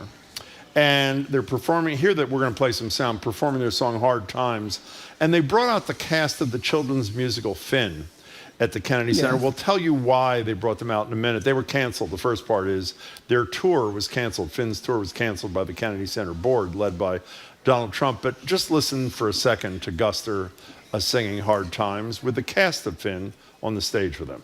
These are hard times, breathing in the oxygen, holding through hard times. Breathing out the ultrasound, things come around in hard times. If I wasn't clear, those voices you didn't recognize from Guster were it was the cast of the children's musical Finn. Why was Finn canceled by the Kennedy Center, Kelly Crossley? Because the play, the musical Finn, is about tolerance and acceptance, and it features a young gray, listen to me, not gay, gray shark named Finn, who ultimately decides to let out his inner fish by adopting a vibrantly colored and glittery new appearance. But that was interpreted, according to this piece from Boston.com, as a reason to cut them because it might be getting too close to your DEI situation. Similar, well, it is, I mean, similar to what you said. It is LGBTQ themed. Right, yes. And Guster, good for them if they decided to show up to make a statement and doing it by praising these young people in this terrific production. And that's what's happening at the Kennedy Center. People are just trying to decide, do I stay inside and do something, or do I decide I'm not going to participate at all? And so we'll be seeing a lot of that over time. Clever how they snuck those kids in there, I thought. Very clever. Yeah. So what's on the show? We're doing a full hour in celebration of Poetry Month. And so the first part is about spoken word. I don't need to tell anybody, or I shouldn't, how popular it is. And we have a variety of folks. We have the two-time Grammy-winning Jay Ivey, who has won that Grammy for spoken word, and it appears everywhere. We also have a local artist who does GBH's Outspoken Saturdays, and the young person, Abigail, who just won the 2025 Poetry Out Loud Massachusetts competition. That's great. And the second half is with Tiana Clark, who's part of our new series of in-person book clubs. And we did it here at the BPL discussion with her about her poetry collection called Scorched Earth, which is really powerful and beautifully written. So sounds great. Kelly Sunday night, Crossley, 6 thank o'clock. you very much. Kelly Crossley, thank you, Kelly. Thank you. We've been speaking with GBH's Kelly Crossley, hosted Under the Radar with Kelly Crossley, which you can hear Sunday nights on 89.7 at 6 o'clock. You can also hear Kelly's Monday commentaries, Kelly commentaries on GBH's Morning Edition every Monday. Kelly, of course, is also co-host of GBH's Culture Show, which airs daily at 2, and it's going to air from the Boston Public Library right here as soon as we're done at 2 o'clock. It's going to be their great week in review. As I said, they're going to be right here at the Boston Public Library with Jared, Kelly, and the gang. Coming up after a quick break, we're going to talk to the Globe, Shirley Leung on the tariffs, local impacts, the Working Mothers Conference in Boston that featured Michelle Wu, Andrea Campbell, and Shirley Leung, and a bunch of other stuff. You're listening to Boston Public Radio, 89.7 GBH, live from the Boston Public Library and streaming at youtube.com/GBH News.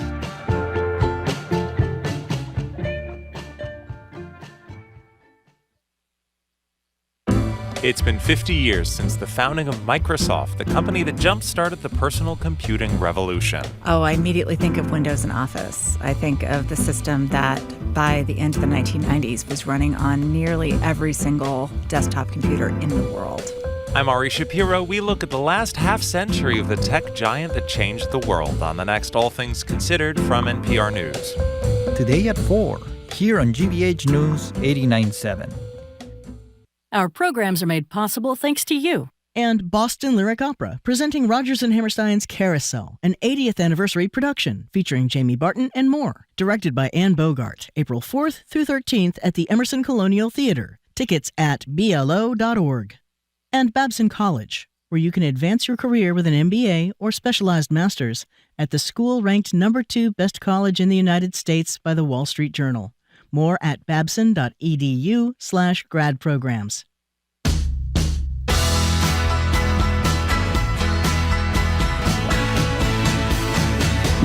Welcome back to Boston Public Radio. Marjorie Egan, Jim Braude, live at the library, streaming at youtube.com/GBH News. Joined now by Boston Globe business columnist Shirley Leung, also hosts the podcast Say More with Shirley Leung. New episodes every Thursday, obviously a regular BPR contributor, looking very spring-like, I should say. Hello, Shirley Leung. How are you? I'm good. I just came back from a girls' trip from Florida. I know that. Good for you. Yeah, we were in Key West, and it was fun. So, Shirley Leung, you interviewed a bunch of business owners. This ran, I think, the 30th of March. This is before the tariff decision, of course. Robert Hale, CEO of Grand Telecommunications. Bruce Mittman, CEO of Needham Advertising Agency. A guy runs a tow truck firm who seemed to be fine about what was going on with Donald Trump. I'm wondering, I know you haven't had time to do this again today, it's so soon after the tariffs, but do you think that people are here concerned now about these tariffs? Well, they knew they were coming, remember? Mm-hmm. They know very full well that tariffs are coming. And what was really striking about talking to business owners and some of these business leaders is that they're not freaked out about what Trump is doing.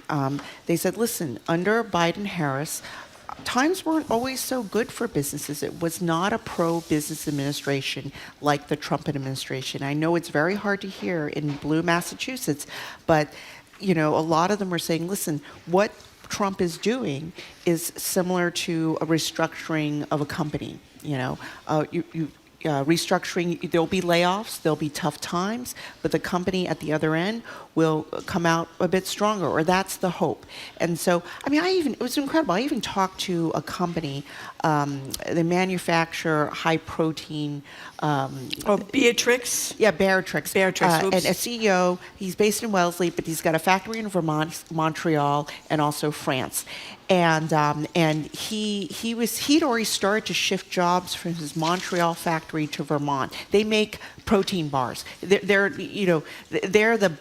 the company that makes branded. You wouldn't. They don't sell under their own brand. They make protein shakes, protein bars. And so he was saying he'd already started to shift jobs from Montreal to Vermont. And his whole thing was, listen, this plan, if Trump's plan, will bring more jobs back to the U.S. But what he couldn't deal with is if Trump changes his mind. Well, that's the whole thing. Back and forth. That's the whole thing the economists are saying now. Okay, I don't know that most economists are not agreeing with what these business people say, right. But the big thing is the uncertainty, the flip-flopping. Yes. And, yes. There was a story about, was it Hyundai that had opened up a big factory here in Georgia, I believe, and now they're all freaked out because they came here, and now they're going to have to pay all this extra money for the parts coming in from overseas, so they don't know where to go, or the company's moved out of China to go to Vietnam. Right. So it's the uncertainty. So he was saying, we'll be okay as long as he sticks with one plan, but he can't reverse course in 6 months and a year. And so I was just really struck by people were saying, let's see what happens. It's too early to say. We're seeing what's happening. Can I say be as nice? Well, only person, I know two people who you interviewed. Yeah. Bruce Mittman, we used to know from our old radio days. Right. And Rob Hale, I've had a lot of dealings with. He's very, very Grand Telecommunications. He's the guy who he and his wife gave $1 million every week right. to a South Shore nonprofit without even letting them know. He's the guy where I used to go with Charlie Baker and get my head shaved. Yes, that's right. That's right. My response to Rob, who I have great admiration for, are you kidding me? Are you kidding me? $6 trillion lost in people's retirement accounts in 2 days. And by the way, and you see what's happening in auto plants, by the way?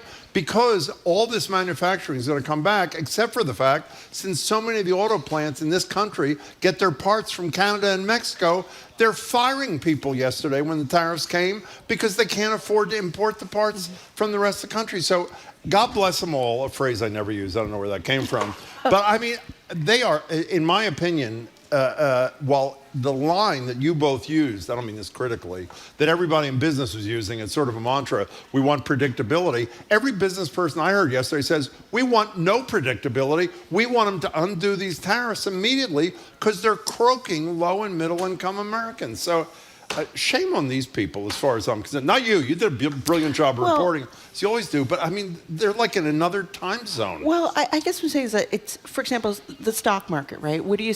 Yes, it went down $6 trillion, but you've got to think some people are buying and that's great. A lot of real people are buying. How many of you are buying now that the stock market is low? I'm sorry. How many? Well, no, but I guess I'm saying nobody. Okay, but I guess fine. I'm saying it's a problem if you need the money now, and so but if the stock market, we have a phrase in the business world of news reporting, stock market goes up, stock market goes down, and so you just need to see how it all shakes out. Can I say one more thing about the stock market?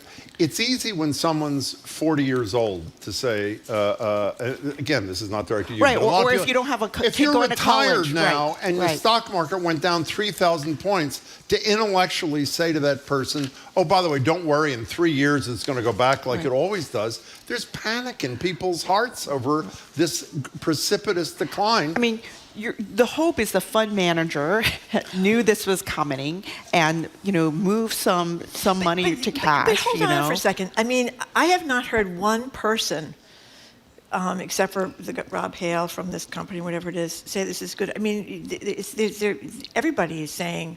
Even Trump's Treasury guy supposedly saying this is a terrible idea. So well, he didn't say terrible. He said the other countries, he didn't say before they do reciprocal stuff, just be patient, unlike us for a few days. So your theory is that they're wrong. No, my theory, what I'm saying is that they're saying that and I assume a lot of people I talked to did, not everybody, but I think a lot of them were Trump voters. Yeah. And I guess what I'm saying is that they see what Trump is doing. They ultimately believe that he's pro-business. And will there be chaos? Will there be a storm before?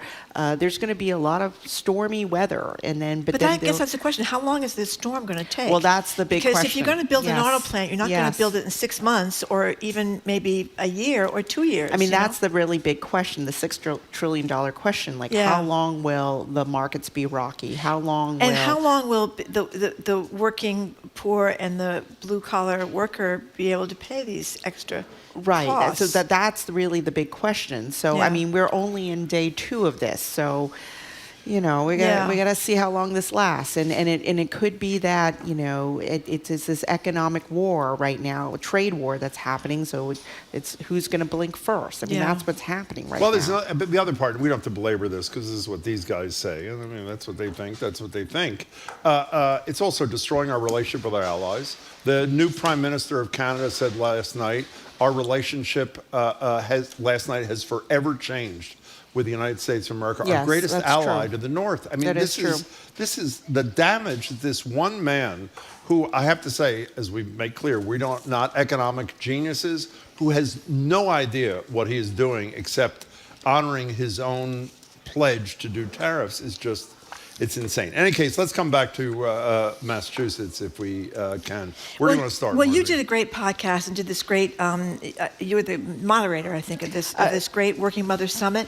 So tell us about Globe thing, right? Right, it was a half day. I love this. It was great. It was the first time we've done it. It's a half day Working Mothers Summit, and we held it just down the street in the Back Bay, and we'd never done it before. And it was a ticketed event. We had almost 300 working mothers show up, starting at around noon, 1 o'clock, and they stayed till 5 or 6. And it was just a half day of fireside chats. We had the 2 hardest working moms in the Commonwealth. We had Mayor Wu there. We also had Andrea Campbell there. I think she's the first working mother to be AG.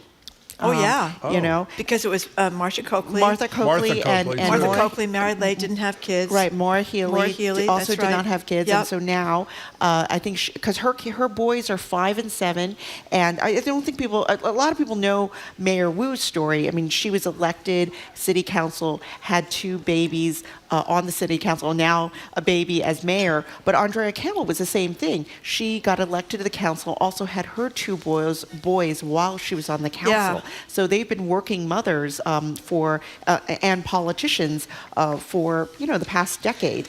But it was great. Mayor Wu talked about what it's like to be a working mom and the mayor.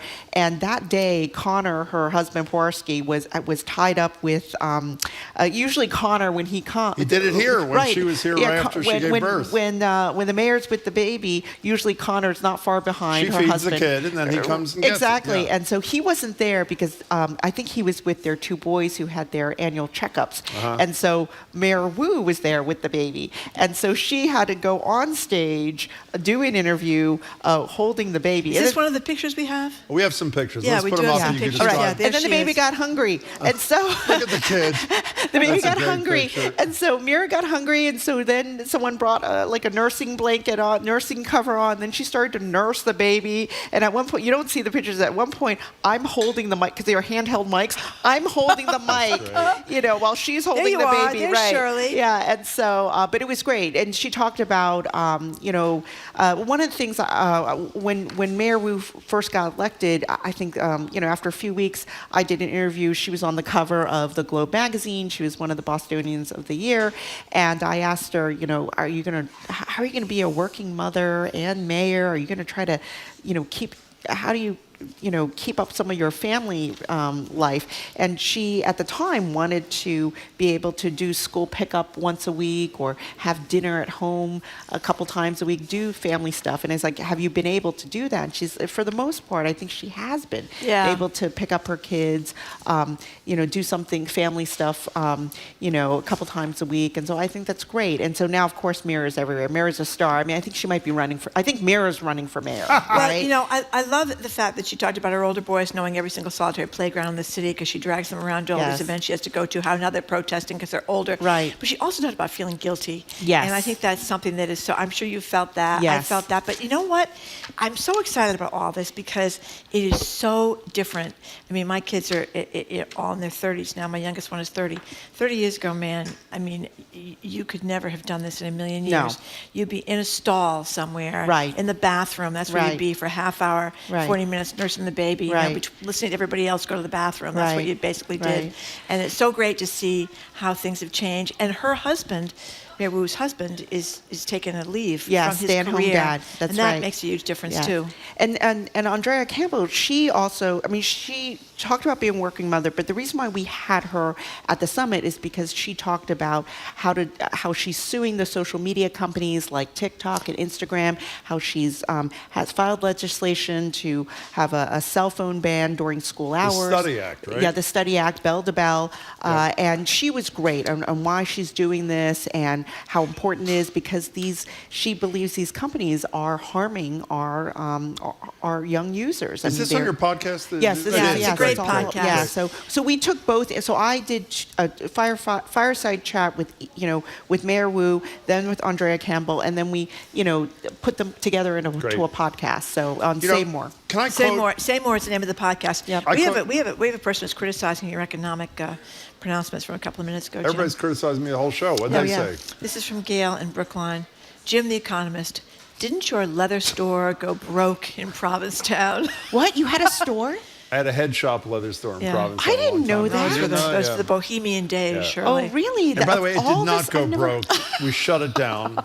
I did not know that. It was a leather merchant in Provincetown. I was not a leather merchant. I sold leather goods. Would you have had to deal with tariffs? Yeah, as a matter of fact, we would have. And I'm sure it was great for America and the economy. Well, apparently Vietnam is coming to the table. They want to get out of their 46% tariff. Well, we got a lot of clothes from Vietnam. Oh, you're kidding. And a lot of electronics. Because what happens, under Trump 1 and during the pandemic, a lot of companies moved their factories from China to Vietnam. And now the tariff is, 64% or something. It's that's going to be good for cheap clothes. But that's one of the thing that concerns people is that they'll move to accommodate these new tariffs, and then 6 months later that will be changed again, and they'll be screwed. Go ahead, Jim. Thank you. You're welcome. I want to quote your former boss, Brian McGrory, now at BU School of Journalism, for the second week in a row with you. The exact same quote.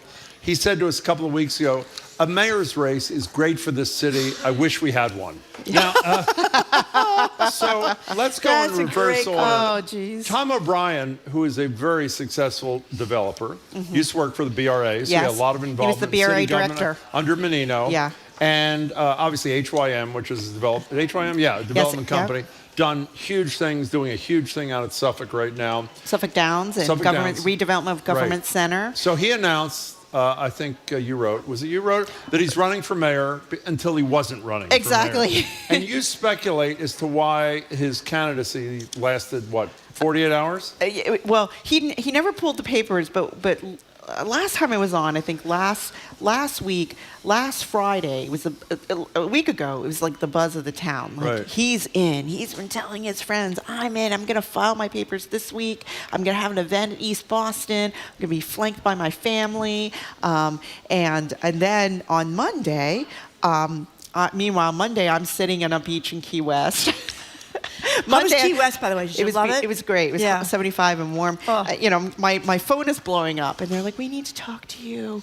I was like, I'm on a beach in the Key West. I could care less about the mayoral race right now. It's like, Tom's not running. I was like, what? I was like, I know, we've got it taken care of. Don't tell me you had to write a story in the middle of your vacation. But they are just like, I just want to know. It was true Friday what you wrote, that but he changed his mind over the weekend. So now everybody is wondering, like, why? Well, you speculated in your piece. What's so your a couple things. The first thing I thought, I was like, oh, did someone make a deal with him? Did because Tom O'Brien jumping in, I mean, he would have taken away votes from Josh Kraft. They were kind of in the same lane, kind of going after kind of disaffected, kind of anyone but Wu voters. And they also would have been vying for the same donors, right? And so this is good for Josh Kraft that Tom O'Brien is on it. And I was thinking it's good for Mayor Wu, too, because she doesn't have to fend off. She doesn't deal with one more person trying to challenge her, another well-funded candidate, doesn't have to deal with two opponents telling her how bad of a job she's done, allegedly. And so I was thinking, so did someone cut a deal? Did Bob Kraft, Josh's dad said, I'm building this beautiful stadium in Everett, soccer stadium. Tom, come help me. And so then I reached out to, both Tom and Robert Kraft, and they couldn't get back to me fast enough. They're like, no, that didn't happen. No deals were made. And Robert Kraft was like, I haven't talked to Tom O'Brien in like over a decade. Nothing.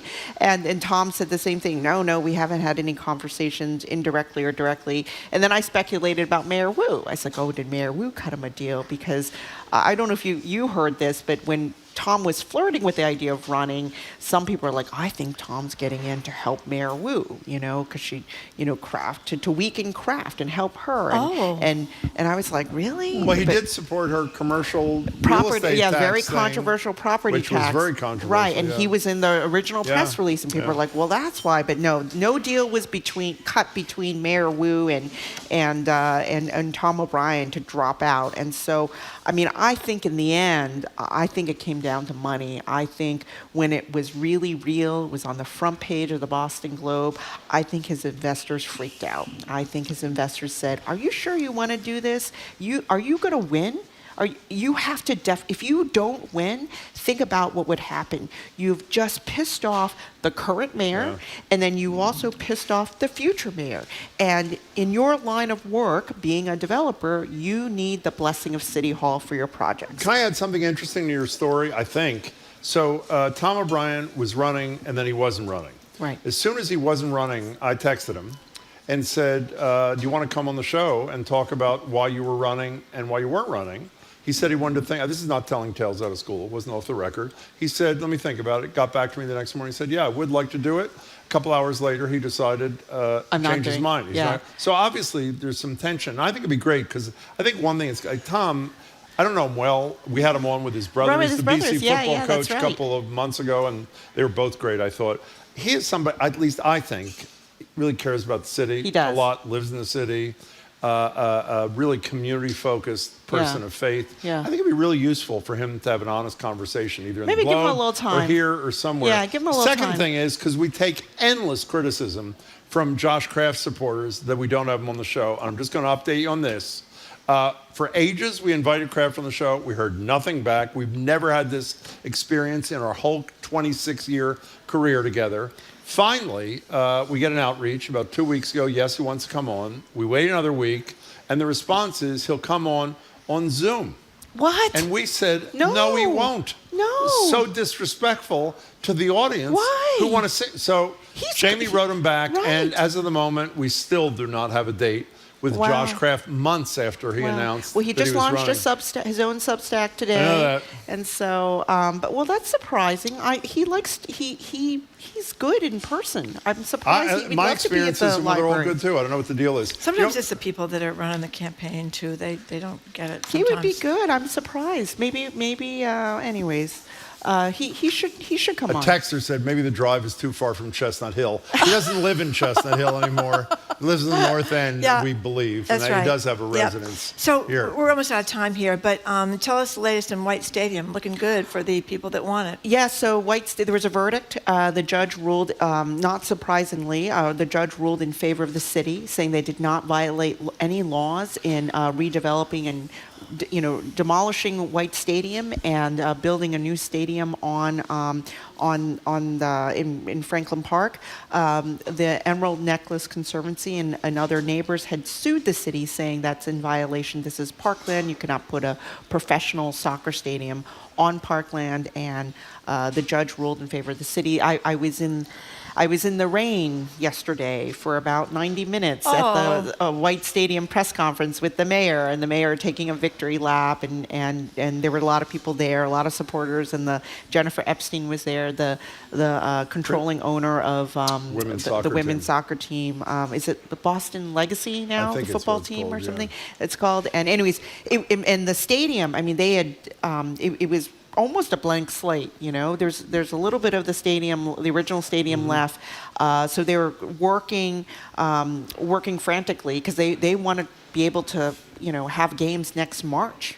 And so less than a year away. But it's quite a big victory for the mayor, because there are a lot of neighbors who were upset about, obviously because they sued the city. But even though a poll showed that a majority of people in Boston a couple of weeks ago supported what she was doing. But I thought to me the most important message from the press conference. I mean, kids were there and coaches were there, and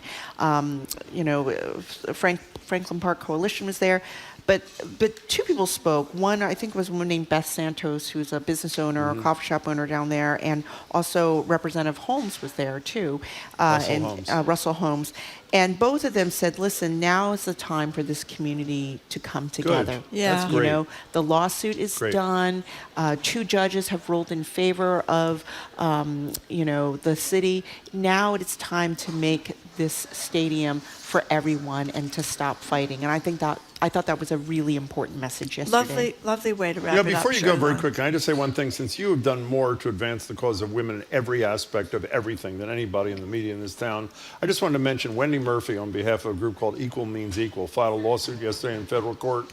Here's part of the quote when she filed: "If women can fight on the front lines of battle and sacrifice their lives for this country, then they sure as hell should be allowed to register for the Selective Service." She filed the first lawsuit arguing there's discrimination against women because men can fight and die and must register. Women can fight and die, but are not allowed to register. Wow. And that was filed yesterday. Wow, that's good great. For them. Yep. That's great. Great to see you, Shirley. Thank Welcome you very home. much. Thanks for having me. We've been speaking with Boston Globe business columnist Shirley Leung. She also hosts the podcast Say More. And by the way, you can hear the mayor, Shirley, and Andrea Campbell, the attorney general, on that podcast Say More. It's a great podcast. After a quick break, two more things. Actually, today it's going to be more like one and a half more things because I didn't get my act together. Although I do want to have something to add, Jim. You're listening to Boston Public Radio, 89.7 GBH, live from the Boston Public Library, and streaming at youtube.com/GBH News.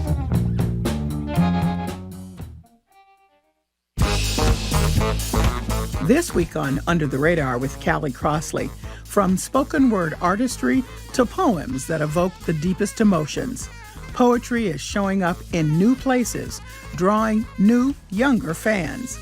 A special hour celebrating National Poetry Month. That's Under the Radar with me, Callie Crossley, Sunday night at 6 here on 89.7 GBH and the GBH app. Support for our programs comes from you. And Trinity Rep, presenting La Tempestad, The Tempest, a magical, multilingual adaptation of Shakespeare's classic. Begins March 27th. Tickets at trinityrep.com. tariff.com. And Turkish Airlines, flying to over 300 destinations worldwide, including Athens, Seoul, Mumbai, and more. A complete list of destinations and more information is available at turkishairlines.com.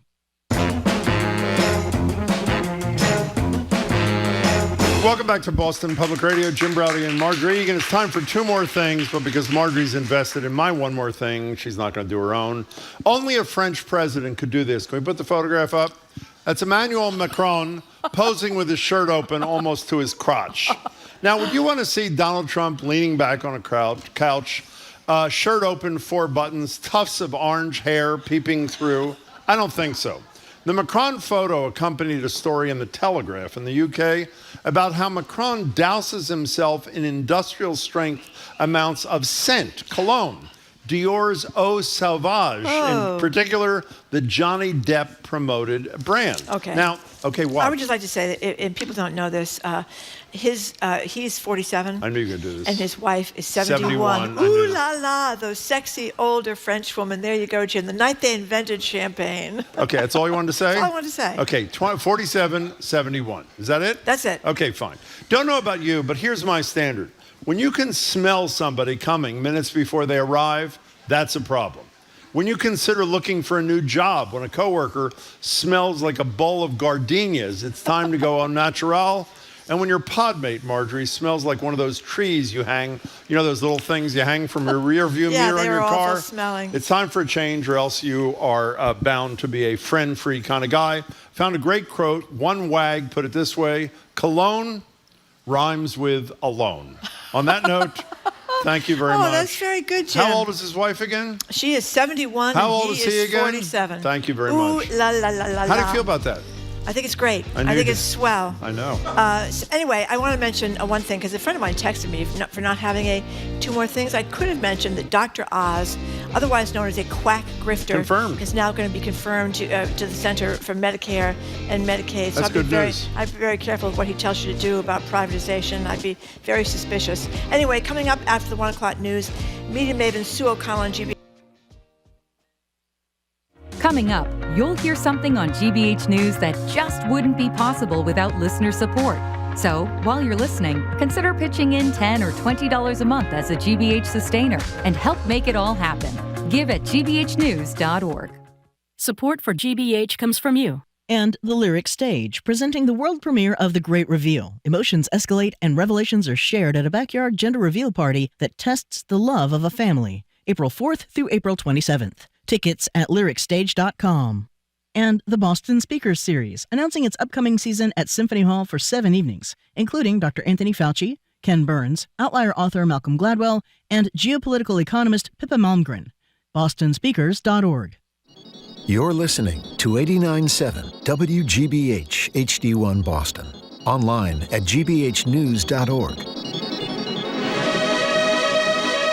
GBH News. What matters to you? One more, the mulch spreader, the daffodils and tulips, and on the downside, all those gas leaf blowers. How are you marking the new season? Jim's bizarrely excited about this topic. Finally, something he doesn't complain about. That's next in the third hour of Boston Public Radio, 89.7 GBH, live from the Boston Public Library.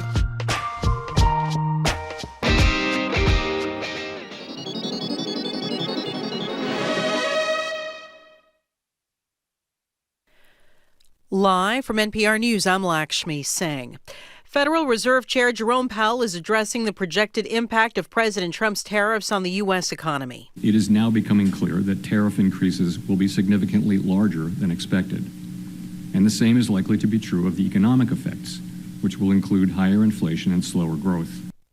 Powell speaking today at the annual conference for the Society for Advancing Business Editing and Writing outside Washington, D.C.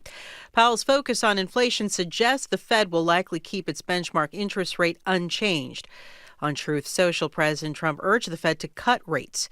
U.S. stocks are spending a second day in the red. The Dow Jones Industrial Average down 1,600 points, rather 1,672 points, or more than 4%.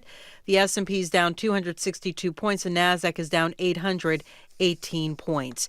Trump's reciprocal tariffs on 60 countries and territories include ones large and small. NPR's Jackie Northam reports Some are impoverished or uninhabited. Many of the countries on Trump's tariff target list can hardly be described as economic powerhouses working against U.S. interests. Guyana, Mauritius, Madagascar, and many others now face more than 30% tariffs. Lesotho, one of the world's poorest countries, is subject to 50% tariffs. Then there's Heard Island and McDonald Islands, a group of islands in the Antarctic whose only inhabitants are penguins and seals, facing 10% tariffs. It's a similar situation in the Norwegian territories of Svalbard and Jan Mayen, and the French territory of Saint-Pierre and Miquelon. Population of about 5,000, it exports fish to the U.S. and is now facing 50% tariffs. Jackie Northam, NPR News. A group of labor unions representing federal employees is again suing the Trump administration, this time over an executive order ending collective bargaining rights for more than 1 million employees. Here's NPR's Andrea Sue. The labor unions collectively represent more than 950,000 workers in the federal government. They argue that President Trump's executive order is retaliation for lawsuits they filed seeking to block Trump's firing of federal employees and other actions. The White House says Trump has the authority to deny bargaining rights to employees at agencies whose missions involve national security. The unions point out that union employees in the government have served with distinction through multiple wars and a global health emergency, and that even President Trump has never before called unions a national security concern. Now the unions are asking a federal judge to declare the executive order unlawful and block agencies from implementing it. Andrea Sue, NPR News. The Dow is down more than 1,500 points, or nearly 4%. From Washington, this is NPR News. And from the GBH radio newsroom in Boston, I'm Judy Ewell. Officials say more than 50 people were displaced this morning, and a firefighter was injured when flames tore through an apartment complex in Stoughton. They say all of the residents got out safely. The firefighters' injuries are minor. Red Cross volunteers are assisting dozens of people displaced by the flames. Spokesman Jeff Hall says they're working with the building's management team to relocate residents and vacant units on the property. Investigators also now trying to find out what started that fire.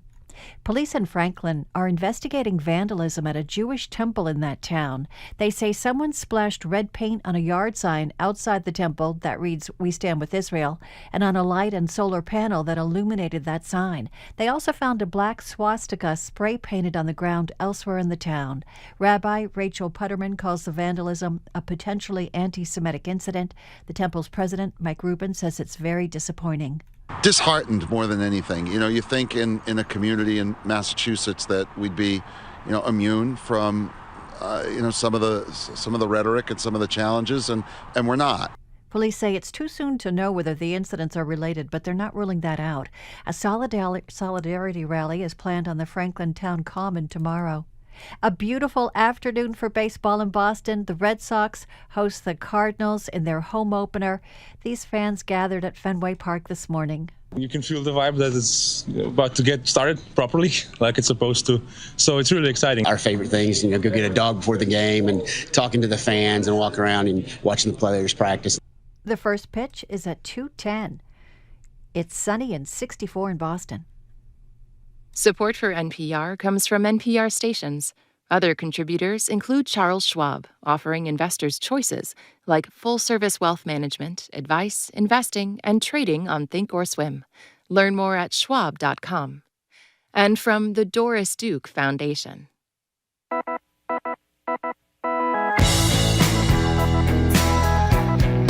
Hey, it's Jim Browdy. I am Marjorie Egan. Welcome to hour number 3 of Boston Public Radio, 89.7 GBH. We're broadcasting live from the Boston Public Library, and we're streaming at youtube.com/GBH News. I have a programming note. Ask the Mayor. Michelle Wu will be here at the Boston Public Library Tuesday. I think it's from 12 to 1. Is it 11 to 12? 11 to 12. Thank you very much. And then Wednesday is going to be Diana DeZoglio for another edition of Ask the Auditor. And April 25th, the governor herself, Maura Healey. Hello again, Jen. By the way, for those who left the conversation with Shirley Leung really nervous about the state of the economy, never fear. Trump is on the golf course, so all is good. By the way, an anonymous texter, I think is a big fan of yours, says, Marjorie, maybe instead of reading texts about Jim's Dickies, you should have been working on your one more thing. Well, that's actually, I think, a fair criticism. I got to tell you, we have the best texters. We do? And yes, and sometimes I can't read them on the air because they're a little risque, I know what you mean. But I just read them, I start laughing, and I get distracted by the humor of our great texters. So keep them coming, even if I can't read them on the air. Okay, so it's time for our Friday media analysis segment, Press Play. Here with us at the interview desk, GBH politics reporter, former host of GBH's Talking Politics, Adam Reilly. Hello, Adam. How are you? Adam. And joining us on Zoom, boy, that was wild embrace of Adam there. Let's see how Sue does. Sue is joining us on Zoom from an undisclosed location. Sue O'Connell. Good day to you. And to you. I haven't finished yet, but okay. Nice to see you too, Sue. You're co-publisher of Bay Windows and the South End News, Sue. You're also a commentator and news influencer at NBC Boston. We'll mention you can also catch Sue in the docuseries A Body in the Snow, The Trial of Karen Reed, streaming on Max and Discovery ID. Now you can say good day. Good day to you. Good day to you, too. Okay. Nice to see you, Sue. So, Sue O'Connell, a lot of us thought it would take a long time to get a jury in the Karen Reed trial, and people know that she's the woman accused of backing into her boyfriend, Boston police officer John O'Keefe, and leaving him in the snow to die. But are they almost halfway through at this point? Well, I would caution Marjorie. I'm not sure what the number was when I left, but they certainly have more jurors who are seated at this moment than they did in the first trial. Yeah. However, jurors do drop out before you get to the final day. So I know that folks are cautiously optimistic that they are finding more jurors more quickly than the first time. But also, Karen Reed's defense has also asked for a list of the potential jurors so that they can do some investigation. I guess the Commonwealth has access to it, but they don't. So there's definitely going to be much more vigorous, robust vetting of jurors. So things could change. So I think there's over 1,000. I've heard 1,500, 1,000 jurors in this pool. And so we'll see if they get there. But I'm cautiously optimistic. I remind people they did find a jury for Donald Trump, so I'm pretty sure they'll be able to find an objective jury for Karen Reed. One last thing, and by the way, we're just obviously this is a media segment. We're going to get to media issues in a minute, but Sue is all over the Karen Reed thing as she was through the first trial. One last thing. Even though there was no stay granted in terms of the trial, which obviously has started in jury selection, Reed's lawyers have filed an appeal to the Supreme Court, the court of last resort, saying double jeopardy since the jury in trial one, allegedly, as we've discussed 1,000 times with you, on 2 of the 3 counts had unanimously found her not guilty, even though they were never polled by the judge, that trying her on those counts a second time is double jeopardy. Did I get that right? Yes, and as many lawyers have said to me when I'd say, well, why go through the effort of going to the Supreme Court? They say, why not? Right? It's like you said, the last-ditch effort for them to get the murder charge and the leaving the scene charge dismissed or dropped. So why not? I do know that I think the Supreme Court is considering these things today. So hopefully we'll have an answer on that pretty quickly. So we're talking with Sue O'Connell and Adam Reilly for our segment on the media. People may know may have read it in Mass Live that the judge in the Karen Reed case has been sued for reinstating a buffer zone outside the courthouse, even though that was upheld by the Massachusetts Supreme Judicial Court. But buffer zones are also something that cops are talking about. They want to have a 25-foot buffer zone. They're lobbying Beacon Hill to get that for police and other first responders to keep reporters and anybody else from taking cell phones or videos any closer than 25 feet. What's the scoop?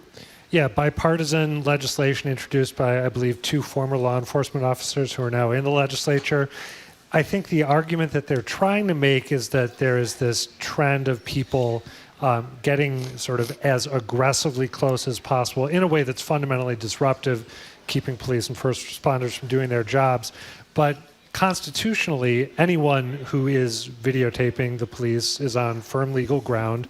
And I tried pacing out 25 feet to get a sense of what that would be. It's a long way. And it really, if the potential utility of videotaping police as they arrest someone, say, is looking out for police misconduct. It's hard to see that from 25 feet away.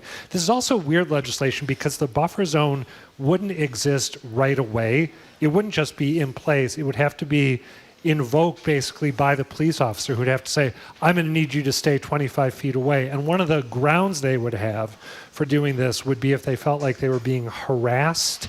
That's a very sort of vague, squishy category. It's not entirely clear what would constitute harassment. So I'm going to predict this goes nowhere, and that if it does go somewhere, that the SJC strikes it down ultimately. Well, and laws like this have been struck down with far less buffer zone distance. Just 8 feet. I know, think it's has been amazing. struck down. I did what you did, and I walked it off because I was trying to figure, this is not a reporter thing, but obviously meant a lot to reporters. How far did it appear that the teenager who took the video of Derek Chauvin killing George Floyd was, and it appeared a lot less than 25 feet. Yeah, and I did the exact same thing, comparing it to the video. Yep, if you were 25 feet away, would the video have been that impactful, et cetera? And Sue, the thing, and I hope everybody agrees, you don't want cops or firefighters interfered with while they're doing their jobs, either by reporters or activists or anybody, just observers. But the law already allows a person to be charged if they interfere with a firefighter or a cop performing his or her their duties. So why is this even needed? Well, I agree with everything Adam said, and I have also watched people interfere with police officers with their phones, recording them, either goading them on to get content or goading them on to have something happen to them so they can have content of something happening to them. So, there's a difference now in the world between bystanders and journalists recording police officers and law enforcement and people interfering, and I understand that. However, to your point, there are laws on the books that police can use when they feel they're being harassed. And, the 25 feet is nothing. It's too far away and doesn't give you anything if you're trying to actually observe and record a police officer. So, we have a lot of poorly written laws on the books. I'm not sure that this law would fix anything, but we do have laws that they could use that would decrease the amount of harassment that they say that they're getting. Talking to Sue O'Connell and Adam Reilly. Adam, there's a really interesting piece in the Globe by Aidan Ryan, the title of which is Student Newspapers Grapple with Covering Campus Amid ICE Arrests. And I hadn't even thought of this. First of all, student newspapers, the Crimson at Harvard and others, have done brilliant reporting through for sure. The new Trump era, I should say. I'm amazed. Northeastern University, Emerson, spectacular. And the issue that arises that I'm also embarrassed I hadn't thought about is newspaper editors and reporters are concerned about if you show the face or publish the name of a pro-Palestinian demonstrator in light of what we've seen happen in recent weeks, are you inviting discrimination against them? So I remember this being talked about in the first wave of campus protests last year. And at the time, I remember having this sort of curmudgeonly Gen X response to complain. The idea that campus should be a safe space and that, if your face is shown or if you're named, that somehow that's inappropriate, putting you under undue scrutiny. But my opinion has completely changed based on what we've seen the Trump administration do. It didn't even occur to me last spring that if you were protesting and, say, a legal immigrant here on a student visa, that you could be deported for protesting. That wasn't even on my radar. So I got to say, I think the Aidan Ryan piece, it's a really good story. I hadn't thought of these issues as well, and it makes a really strong case for maximum editorial restraint on the part of any student paper that's covering this stuff. Quoting people anonymously, obscuring their faces when possible. All that seems reasonable to me. Yeah, it's interesting how we were talking earlier today about whether people going to the demonstration either here in Boston or all around the Commonwealth or down in Rhode Island or wherever. And I think there's a lot of concern if you are not an American citizen, or even if you are an American citizen now and you were born someplace else, you look a little bit different. The nerve-wracking thing about thinking that ICE could come and get you. Oh, I'd be terrified if I were a legal immigrant or an illegal immigrant. I'd be terrified to go and show my face. So Sue O'Connell. Yeah, and I would say also to build off that, to echo what Adam is saying, during the protests over the last year or so, we had a number of times where we'd show up with our photographer and the news reporter, and they would ask us, the student protesters would ask us not to shoot them, with their, to record them. And we'd also be sort of like, well, you called us and told us this protest was happening, and we're a TV station, so exactly how do you want us to deal with this? And you're in a public space. They weren't on a private. In many instances, they were out on, Boston Public Garden or the Boston Common. So again, like Adam, I was irritated, but like Adam, I was not thinking that people were going to get deported for simply exercising their freedom of speech. And so now we're in a different world where I completely understand where students are concerned about that, even if they're here, citizens of the United States. I mean, if you protest... Oh, sorry to interrupt you, Sue. I apologize. No, go ahead. I was just going to say, if you protest and express sympathy for Rumeysa Oturk, are you therefore charged with the same crime as her, right? Well, did you see the demands that the Trump administration is making on schools? That people can't wear masks. Yes, I did. In these demonstrations, which I find interesting, since ICE agents have wore masks when they arrested her. So the ICE people can wear masks. That's a great point. But the students can't. And Columbia University went ahead and said, okay, we won't let people wear masks. And now that's a demand being placed before Harvard, too. I know. God, if Harvard University folds, I'm just going to be devastated. Well, I think they folded already on a bunch of things, so I would say another fold is a more appropriate way to put it. We're talking to Adam Reilly and Sue O'Connell, wherever she is. And, Marjorie I used to read Margaret Sullivan when she was the ombudsman. Was it the Times she was the ombudsman? Yeah. Or the Times, and then whatever. And then she was at the Post for a while, too, right? But now she's got a Substack that is, I think, among the most important media criticism that anybody can subscribe to. And it sort of harkens back, you were part of this discussion, Adam, I don't think you were, Sue, where we had two different opinions from Marty Barron, arguably the greatest editor of a newspaper of the last generation, and Chuck Todd, who did pretty well by himself in media too and continues to, about whether or not editorialists, because we know they are, but reporters are tamping down how they describe things for either subliminally or consciously around Trump. And I think Margaret Sullivan answered the question. Her most recent column a couple days ago, The Need for Straight Talk Now. And she's talking about a headline in the New York Times, where she used to work, Given or Fight, Elite Law Firms Split on Trump. And I'll read you what she says.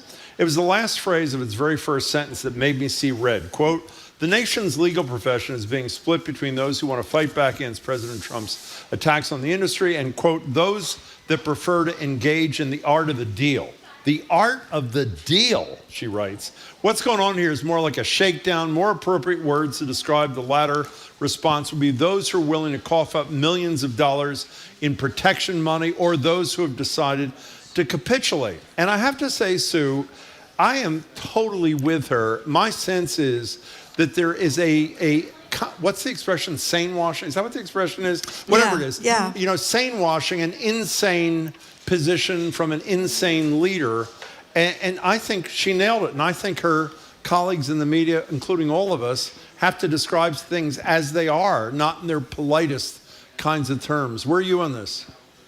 Well, what I've been doing in my commentary on NBC 10, which you can usually see weekdays at 4 and 5, is... Thank you. I've always done this. We've had a joke around our house that if I'm criticizing someone on television who's an elected official, I always try to find, when Ruby was little, my daughter, I'd try to find something nice to say about them while I was criticizing them. And as we were watching George W. Bush win the night of his election, Ruby said, what do you have to say about him? And I said, he's got nice hair, So I always try to work in, at least, no matter who I'm criticizing, at least one, what I call somewhat complimentary thing, and then also a kind of fair and balanced thing, just to balance off the criticism I'm making.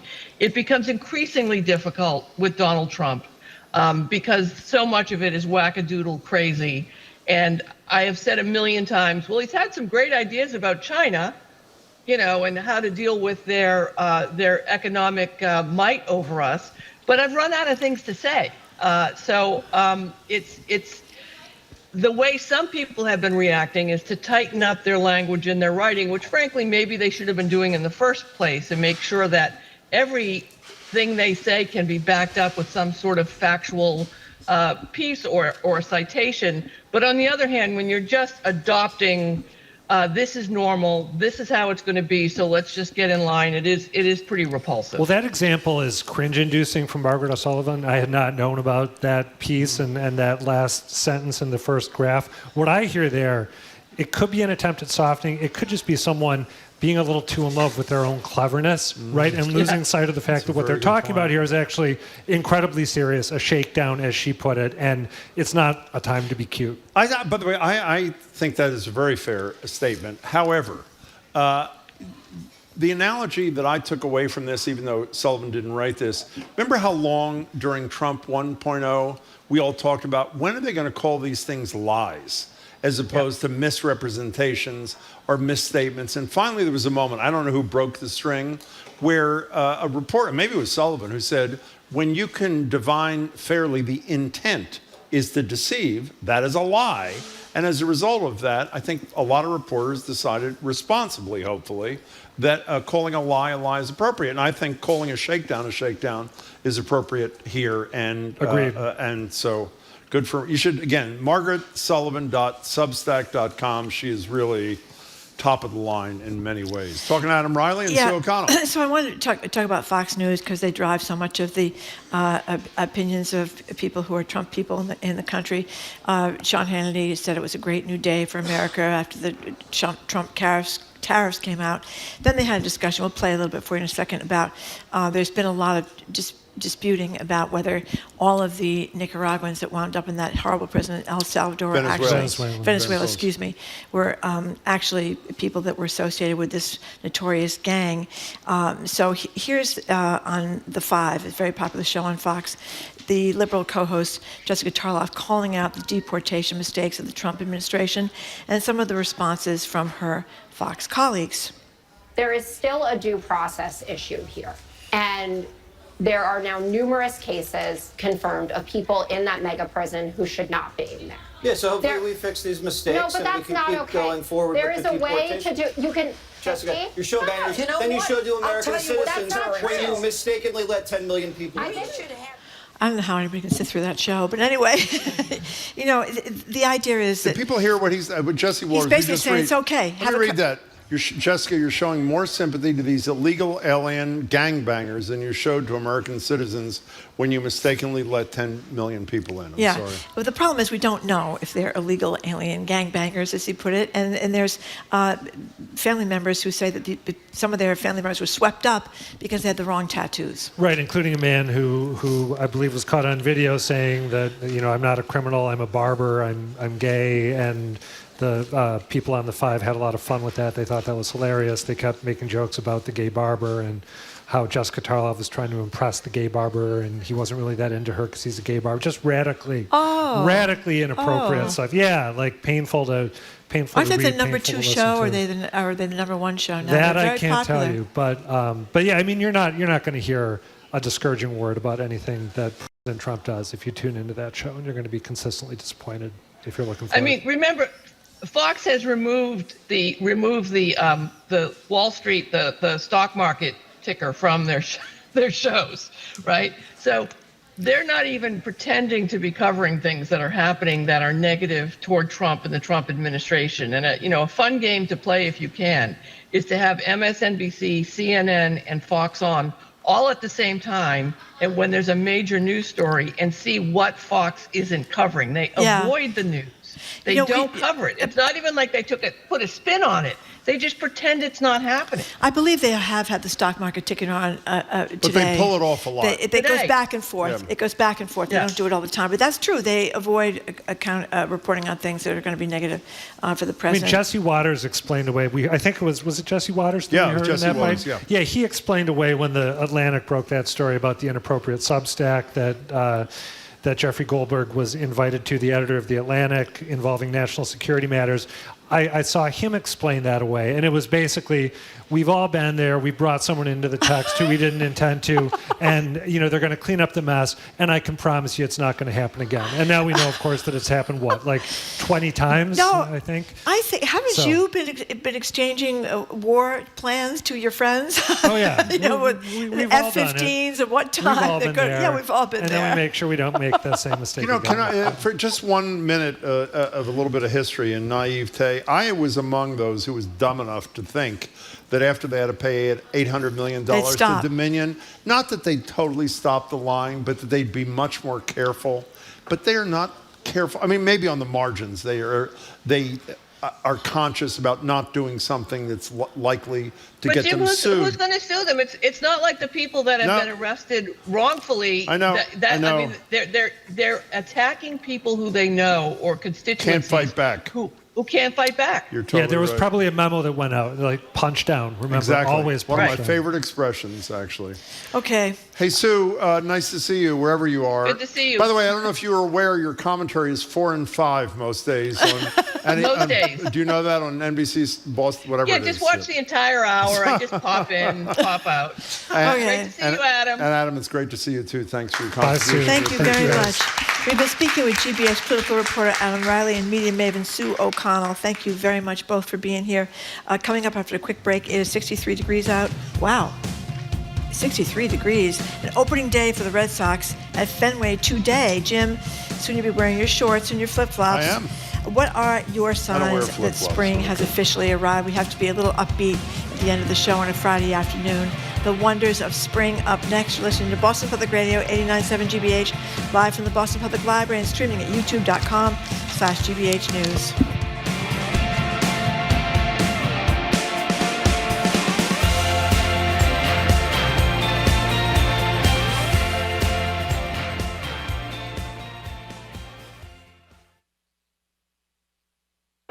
It's been 50 years since the founding of Microsoft, the company that jump-started the personal computing revolution. Oh, I immediately think of Windows and Office. I think of the system that, by the end of the 1990s, was running on nearly every single desktop computer in the world. I'm Ari Shapiro. We look at the last half-century of the tech giant that changed the world on the next All Things Considered from NPR News. Today at 4, here on GBH News 89.7. Our programs are made possible thanks to you. And Safety Insurance, offering a variety of home insurance products to cover your home's increased value. You can ask an independent agent about Safety Insurance. Safety Insurance. We'll help you manage life's storms. And Babson College, where you can earn a part-time MBA for your full-time life at the school ranked number 2 best college in the U.S. by the Wall Street Journal. Graduate courses offered online or in person with remote options. babson.edu/part-time.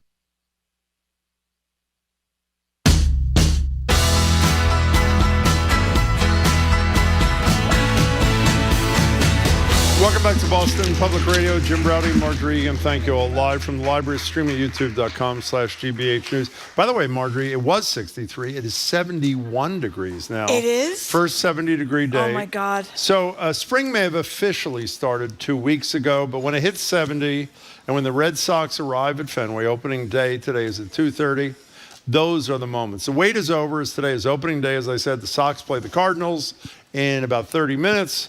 Marjorie, by the way, plan your commute home accordingly. To celebrate making it through another miserable winter, we're reviving one of my favorite moldy chestnuts. You sort of like this one too, don't you, or don't you? I sort Not of. really. Yeah. Okay, until the top of the hour, call or text at 877-301-8970. What is your sign that spring has sprung? What's the thing that happens that causes you to get in a spring-like mood? Is it being able to open your window and smell flowers and mulch in the air? Seeing boxes of Peeps line the checkout at Market Basket? Seeing the stock market lose $6 trillion in value in 2 days? What is the moment? Is it rabbits devouring your garden? 877-301-8970. You know what I say every year? And Marjorie ridicules me, so I'm not even going to look at you when I say it. Okay. When you go to Fenway for the first time and you hear the crack of the bat. Crack of the bat. And you walk, and you walk up, I'm not looking at you, and you walk up the, whatever those called, the ramps, and you see the green monster, and you see the green. Yeah. It's hopeless. It's really. It is hopeless. The crack of the bat. 877-301-89. What is spring for you? The mandevillas, Marjorie? No, I have to what wait are later. They're mandevillas? these beautiful flowers. They're tropical flowers. So Okay, you good. can't get them yet until it's going to be a little bit warmer. But they're red and they blossom all summer. And what you do is you put them, if you have railings on your porch, you put them and they will wind their way across the railing. So by the end of the summer, your railing is all covered with mandevillas. Last year, because of climate change, now they last like through the end of October. Oh. They really last a long time. They do. Yeah, that's one of the upside of climate change, how long the flowers last. But the crack of the bat is a nice It's pretty sound. great, isn't it? It's like a screen door slamming. You know, I like isn't that. Like Bruce Springsteen is. Yeah. That's a big sound of summer. But flowers. If you drive down Beacon Street, the marathon is coming soon, right?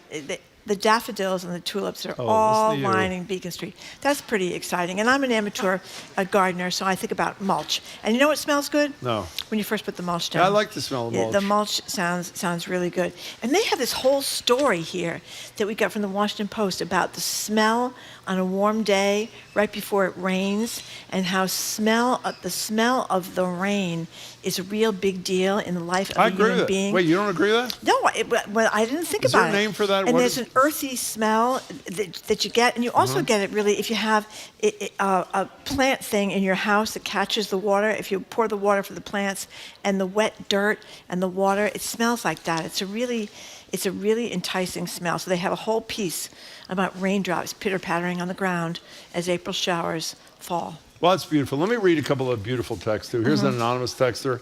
I love opening my window, just like you, to hear the sounds of all the cars on my street being towed for street cleaning in the North End. Spring That's a good has one. sprung. Or you know what? That is You know what's another beautiful. thing about all the noise of the gas powered leaf blowers. Blowers, yeah. Oh God, Here's we should another ban one. those. Here's another one. Anonymous texter. Spring for me is seeing a fan get stuck in a seat at Fenway. That of That course was actually fall when I got stuck in a seat at Fenway many years ago. The seventh inning stretch. So what are you saying? Everyone That's- could stretch, and he was not. Does that petrichor word really mean the smell of? Yes. Oh, Yes. Aiden told us this. Petrichor, P-E-T-R-I-C-H-R, which I never. Anybody ever hear of it here? Oh my goodness, two of you, shocking. Yeah. The smell of rain, fresh rain on dry soil. How beautiful a word is that too? I mean, that really is It's a beautiful perfect. word, and they talk about how, obviously smells in the winter are much different. It has to do with the molecules that make up odors, and they can move more freely in the warm, moist air. But on the downside, it's also, why walking by a dumpster smells worse in the warm air. Today, it will smell worse, and it did look like it was 40 degrees yesterday. Yeah, well, that makes sense, Jim. Okay. Can All we right, take some calls? 877-301-8970. Robert in Dartmouth, thank you for calling. Okay, the Dartmouth Daffodil Preserve and the Riot of Yellow. The Riot of Yellow. That's a good one. I love that. I love that. It's a great image. Is that the term that's used, or is that your term?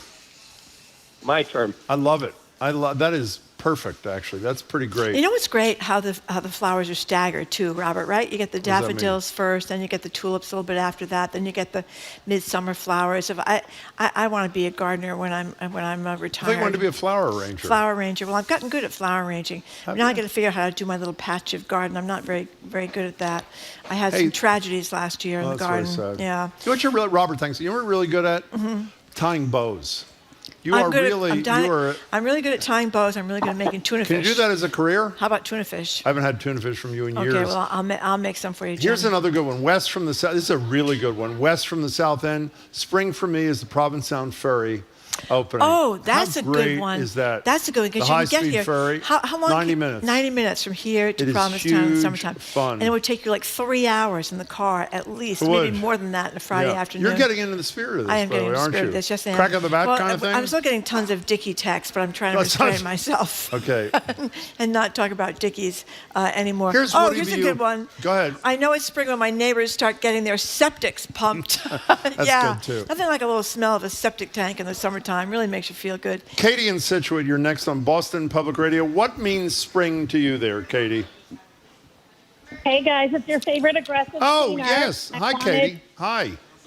I wanted to invite you over to my patio that is finally built. Yep. I live by the Situate Reservoir in Rhode Island, and the peepers are back, the frogs that make that beautiful sound. So there's water across the street from my house. So the peepers just make this amazing noise starting at dusk. So, Marjorie, I've got some Cabernet, and we've got a fire pit. I bought some pansies, and we're going to have the neighbors over tonight. Oh, Wow. lovely. That sounds a fire pits. You do love fire pits. Aren't they the best things ever? Hey, And Katie, maybe I I'll don't want to get break some your heart. liverwurst at Market Basket. Marjorie's not showing up at your house. Let me tell you right now. But can you record the sound of those little, what are they called? Peepers? Is that the word? Yeah. I would love that. Yeah, I'd really I do can that and send it to And us. Yeah, go ahead.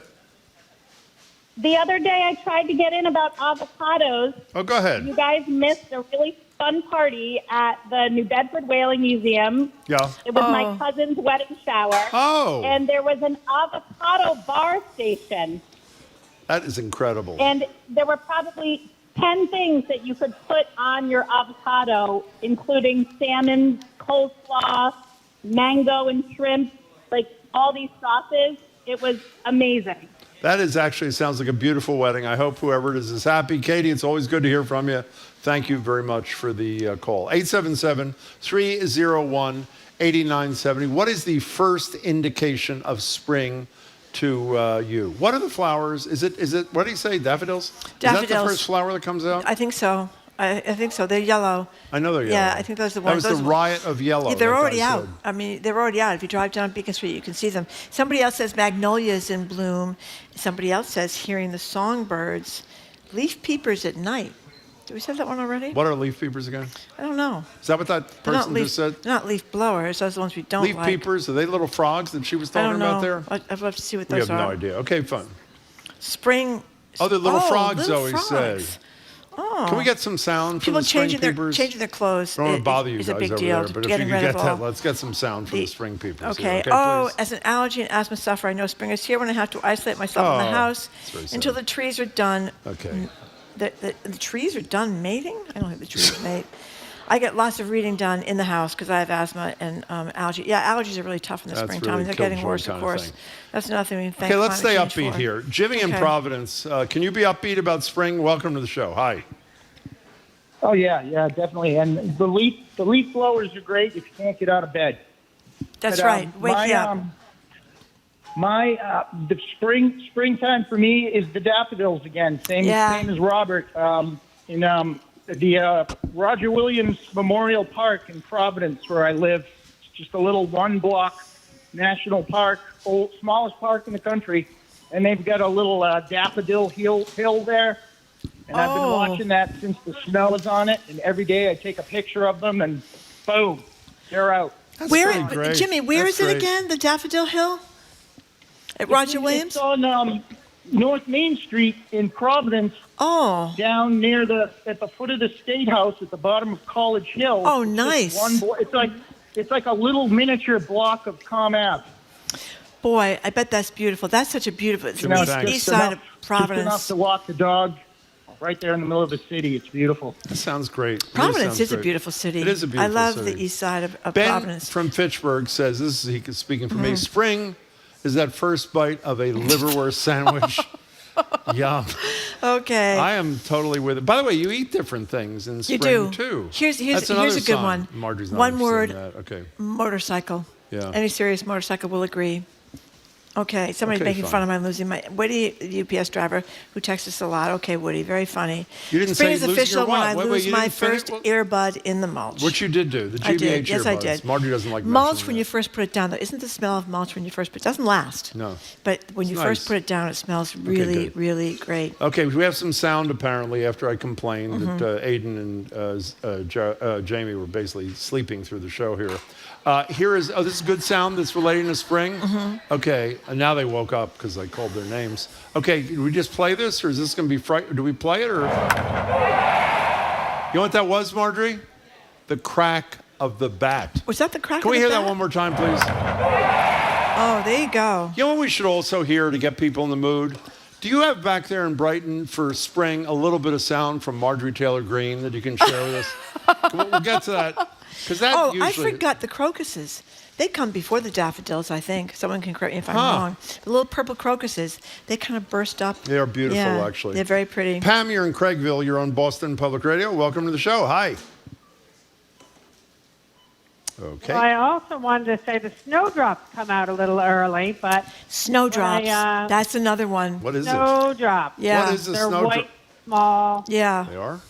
Small, beautiful flowers. They come out very early.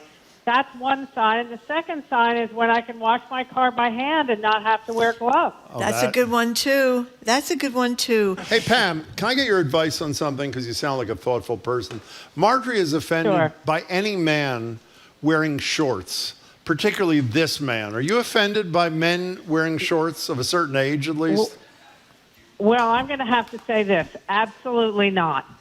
There you go. Okay. Oh, there you said it. Jim will come visit you in your shorts, Thank and you can see Pam, thank how he you for the looks. call. We have appreciate it. hanging nasturtiums at the Garden Museum. Hanging nasturtiums at the Garden Museum. Those are really they're beautiful flowers that they hang there I believe they do it every year. They just hung them a couple of days ago. That's nice. I live near a park that has baseball fields. It's spring when I hear the first ice cream trucks driving around the field during spring, summer, and the beginning of the fall. Somebody else says when the Ospreys come back, we have nest platforms here, and they come the same time every year like clockwork. That's pretty cool. Well, here's a good one. The gray-green mist of Axe body spray as the spring mating rituals begin. That's beautiful. And again, Jamie and Aiden, or somebody anyway, came up with spring peeper sound. Here it is. Is that real? Oh, that is great. That is great, actually. You hear Where do you hear those? more in the country. You do? I think so. Okay, fine. I hear them on Cape Cod. I don't think I hear them 2 miles from Fenway Park. Clinton texted, said, spring to me is picking up 6 months of dog poop in my yard. It is true. People leave it there in the winter. We forgot this. Forsythia branches. I mean, I don't know what that is. Those are the yellow, the big yellow flowers. They are? Yeah. I thought those or were those daffodils. chrysanthemums. Forsythia's yellow. We really are I think in so. command of ourselves. Okay, we don't give a crap about your opinion. Thank you. Now I feel better. Let's go to Kathy in Brighton. That would be Marjorie Taylor Greene, that press conference the other day. What's up, Kathy? Yeah, I'm in Brighton. What's this thing about that idiot MTG in Brighton? What is that connection? She wasn't in Brighton. She was in Washington. And it makes me happy to hear her say what she says. Yeah. So that was, don't worry, she's not coming to Brighton, Kathy. It's okay. It's really okay. Well, if she does, I'm going to beat the you-know-what out of her. Oh, that's beautiful. It's a very nice spirit for the season. Yeah, isn't it? It's a nice... Go ahead, nice. Kathy. What do you got going there? Well, Marjorie just said it, but I've been listening, and nobody had mentioned the beautiful little purple crocuses. That's right. My mom, when we were little, we were growing up in Brockton.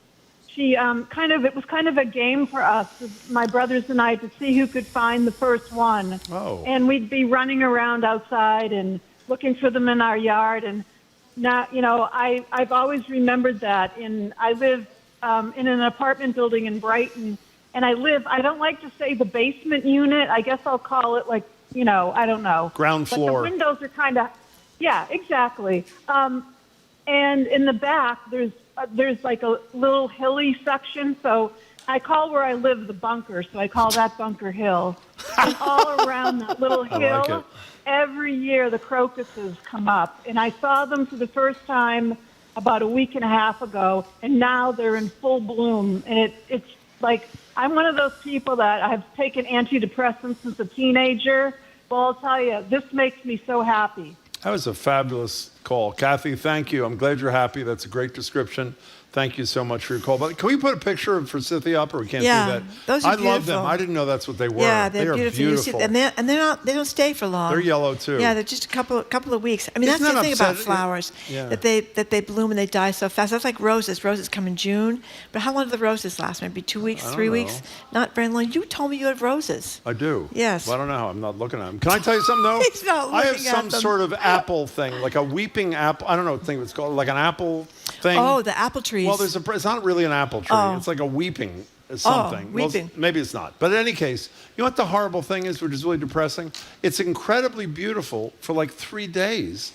and then the damn things drop off. Well, it's like the cherry blossom trees. That's in Washington. Yeah, and they have on Route 9, heading out of Boston toward Brookline, they have a reservoir has cherry blossom trees all around. They don't last long either, but they're there for about 2 weeks, and they're really beautiful.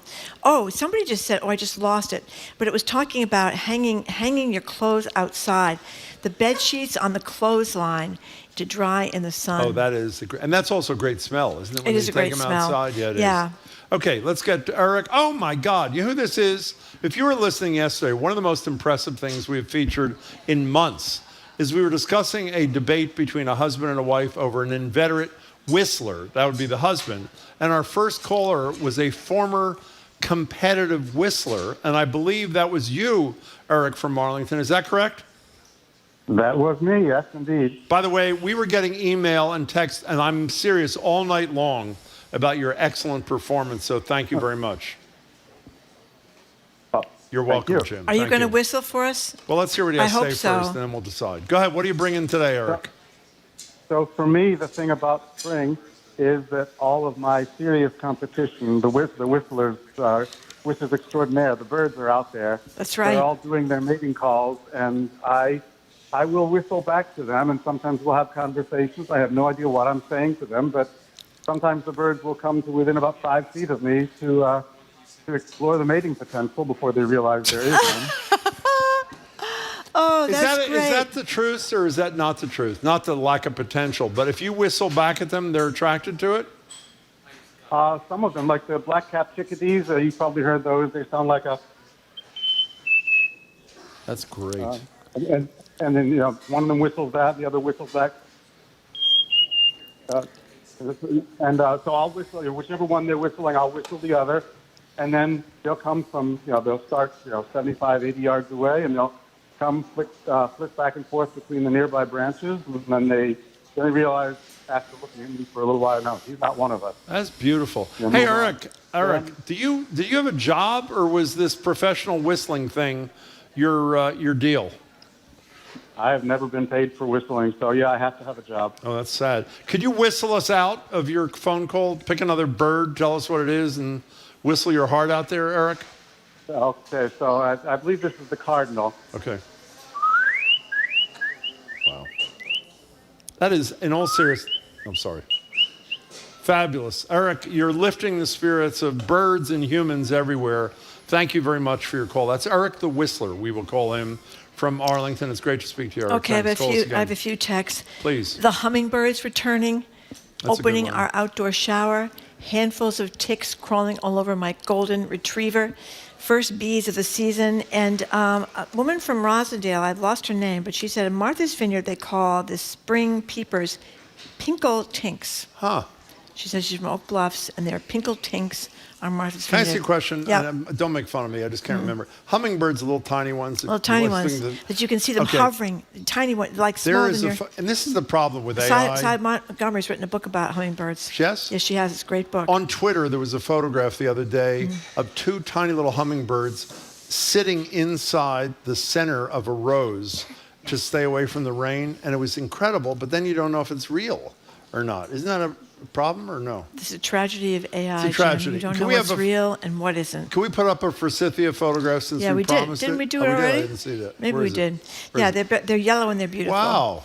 Yeah, I think, no, that's not a forsythia, is Whatever. it? Well, yes, it is. It's really close up. No it's really knows. close up. It's So, fine. yeah, you don't usually see it that close up. Okay, good. Okay, Jim and Marjorie, your lack of knowledge of the natural world is embarrassing. Listening to your lack of knowledge of snowdrops, peepers, forsythia, etc.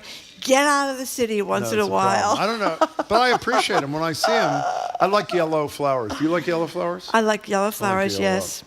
And they talk about magnolias, someone says, are always you were among talking the about first magnolias. trees to bloom. Do you know it was you who was talking about It magnolias? was? Did I already say that? Okay, fine. Okay, sorry. Hi, I'm in Somerville. You're next on Boston Public Radio. What's the deal? Yeah, I wanted to comment on something you asked a caller about. Oh, yeah. When spring comes in, how she feels about seeing men in shorts. Oh, please do, yeah. And then you added of a certain age. Yeah. And I want to say I'm with Marjorie. I think when your shorts get to be a certain age, you should stop wearing them. But I'm bummed. Thank you very much. That's a good one. Hi, that was so extraordinary. Are you into the cargo look, or are you into the straight short kind of experience, Hyam? I think that's down to my knees.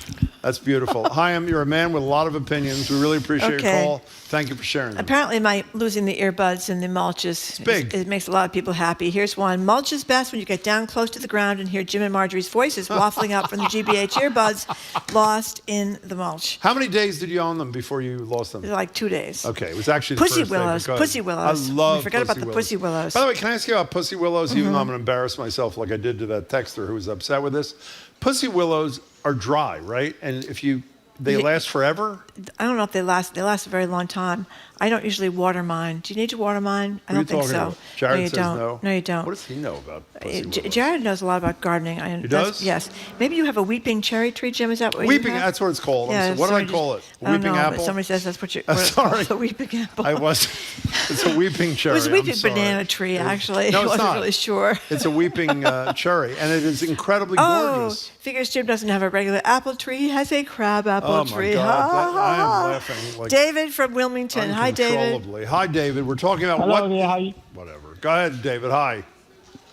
Hi there. First time, long time. Love that. Thank you. You're all over the place. Today. Yeah, I'm sorry. I've had forsythias in my house for the past 3 weeks. Wow. If you cut them in February, they'll bloom in your house. Really? That's I've been great. whistling since and I've been whistling since yesterday. Oh, are you another whistler? Yeah, another whistler. Yes. Well, what is if people? Well, I'm about to say, what is your piece of choice? If someone like us says, "Could you please whistle for us?" What would you perform, and then we'll decide if we want you to do it. What is it? No, I just whistle. I don't do show tunes or anything like that. What do you just like whistle like you're walking down the street kind of thing? Yeah, you know. Oh, that's fairly impressive there, David. And how does that make you feel when you do that? Oh, it feels good. Yeah, it feels good. I think it does. David, thank you for the call. That was a great whistle. Thank you very much for that. Yes. Wasn't a great whistle. Convertibles, putting the top down for the first time. Did I tell you about the second car I ever owned? Go ahead, Jim. Okay, the first car I ever owned. I mean, could you be any more disgusted with my stories? So the first car I ever owned was a Corvette. We don't give a crap about your opinion. The first car I ever owned was a Corvair. Corvair. Unsafe at any speed. That is Ralph Nader's book. The second car, this is a totally true story. I'm working in the Catskills, and I was making a lot of money because it was cash, and you really get huge tips. The first week I'm there, someone is selling a Thunderbird convertible. Oh my God! And it was something really cheap, like you were very cool, $800. Jim, very cool. So I bought the thing for like $800, which is probably the most expensive thing I ever purchased in my life. It was like 20 something. The first day I took it out, this is sort of mulch-like kind of story. I put the top down in a Thunderbird. I'm driving down the road in Liberty, New York, or wherever the hell I was. It starts pouring, and I press the button to put up the top. Nothing. The top doesn't work. And I sold it the next day for $50. Thank you. That's a good one. That is a true story. That's a good one. It's not that good, but it was true. But the convertible, though, that's a big thing.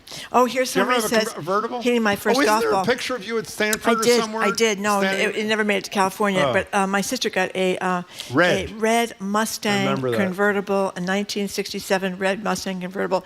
Tragically, living in Fall River, it was quickly stolen. Is that true? Yeah, right in front of our house. But it was a great car while it lasted. We had it for a little while. Yeah. It was okay, so what's his car. name? Jared is with us now. What is to you the first sign of spring, Jared Bone? Go ahead. Well, I run in the morning, and I love this time of year where every day that everything else is something new is blossoming, and the trees, which had little tiny buds one day, have big buds the next day. The flowers are coming out, and you can see it day by day. And every year, this is why I think it's so strange. Every year we think it's new. I can't believe it's coming this fast. I can't believe the light is this long. I know, it's great. I mean, it is great to see the neighbors when they have these beautiful gardens. So many people have beautiful city gardens. I bet they do in Charlestown. Jamaica Plain has beautiful gardens. Rosendale.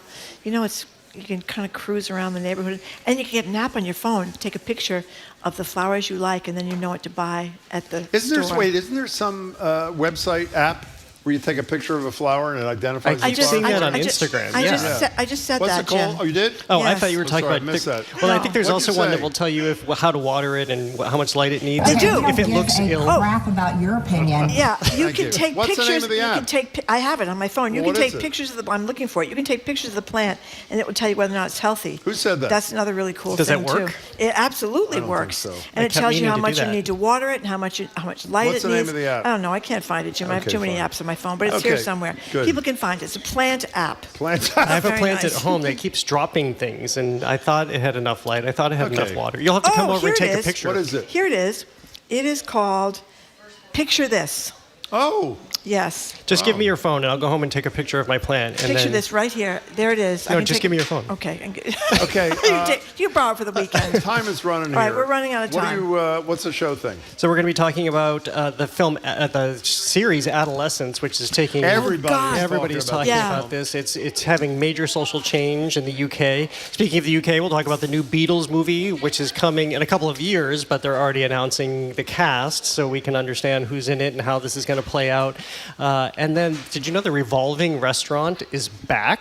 On top of the hotel in Well, Cambridge? ours isn't back, but in other cities they're Oh. coming back. We keep finding I this. love those. They're so much fun. Although the first one, I always had an idea that they go really, really fast. And how do you possibly eat? But no, that's not the case. Was that the Hyatt? Yeah, the Hyatt in Spinnaker. Cambridge. Was that Yeah. what it was? That was Yeah. great. That was very great. Okay. Okay, it sounds like a great show. Jared Nice to Bowen, see thank you very much. Okay, Jared Bowen. There It he is Picture This is the app if you want to get it. It's great. You ever used it? I've used it a million Have you times. really? Yeah, I run around my neighborhood taking pictures of everybody else's flowers, wishing I could grow them and I can't. So there You you heard go. about these apps where you can take a picture of a flower? Go ahead. Okay, we're done. Okay, we are done. Thank We're you for done. listening to another edition of Boston Public Radio. Thank you to people who came down to the Boston Thank you all Public for Library. coming. Really We appreciate appreciate it. it. Stay And here keep for up the with us culture show. 24/7 go over our podcast or check out our TikTok page at Boston Public Radio. On Monday, we're going to be joined by the Inc. political analyst Anand Giridhar, really smart guy about the political situation in America, retired federal judge Nancy Gertner on Donald Trump's latest legal antics, Boston Medical Center's Dr. Catherine Gergen Barnett, and the Reverends Irene Monroe and Emma G. Price III.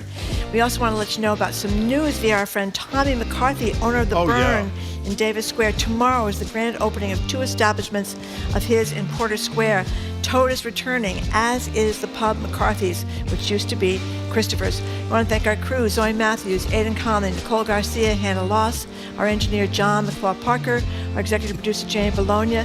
Special thanks to our BPL staff, Maddie Geyer, Patrick Lally, Bill Francis. What's interesting? What's going on around town? We're talking all things arts and culture on The Culture Show, next on GBH 89.7.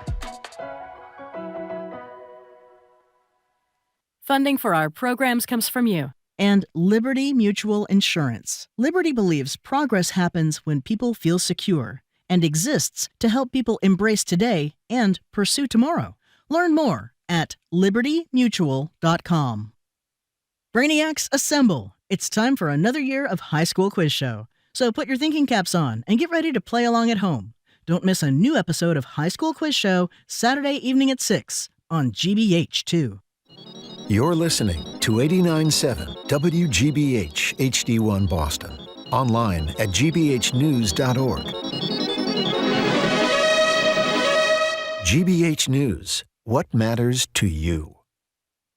I'm Jared Bowen. This is The Culture Show. Coming up today, when Donald Trump ran for president, he vowed to save TikTok. As of today, TikTok is back. You know, I did a little TikTok thing. We have a guy, TikTok Jack. He's a young kid. I said, we need to save TikTok. Now, once again, the prospect of the app being banned in the United States has influencers on edge. TikTok is on the clock. TikTok is going away. It's an end of an era for all of us. They do not need to ban TikTok. It's not going away. It's all over! It's over! As the clock ticks down on TikTok to find a buyer, Amazon has put in a last-minute bid.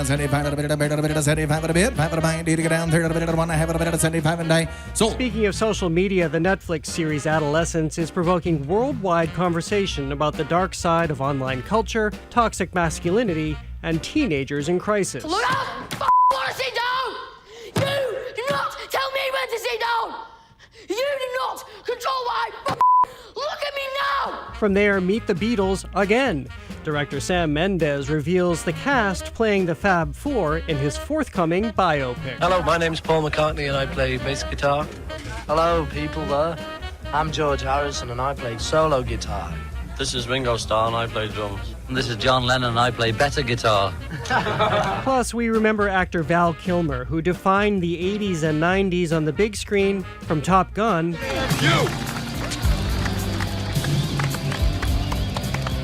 You are still dangerous. You can be my wingman anytime. To Jim Morrison in Oliver Stone's biopic, The Doors. Time to wallow in the mire. Try now, we can only lose. And our love becomes a funeral pyre. Come on, baby, light my fire. Come on, baby, light my fire. And we take a spin through another era with the return of the bricks and mortar video store. You know who I can do without? I can do without the people in the video store. Which ones? All of them.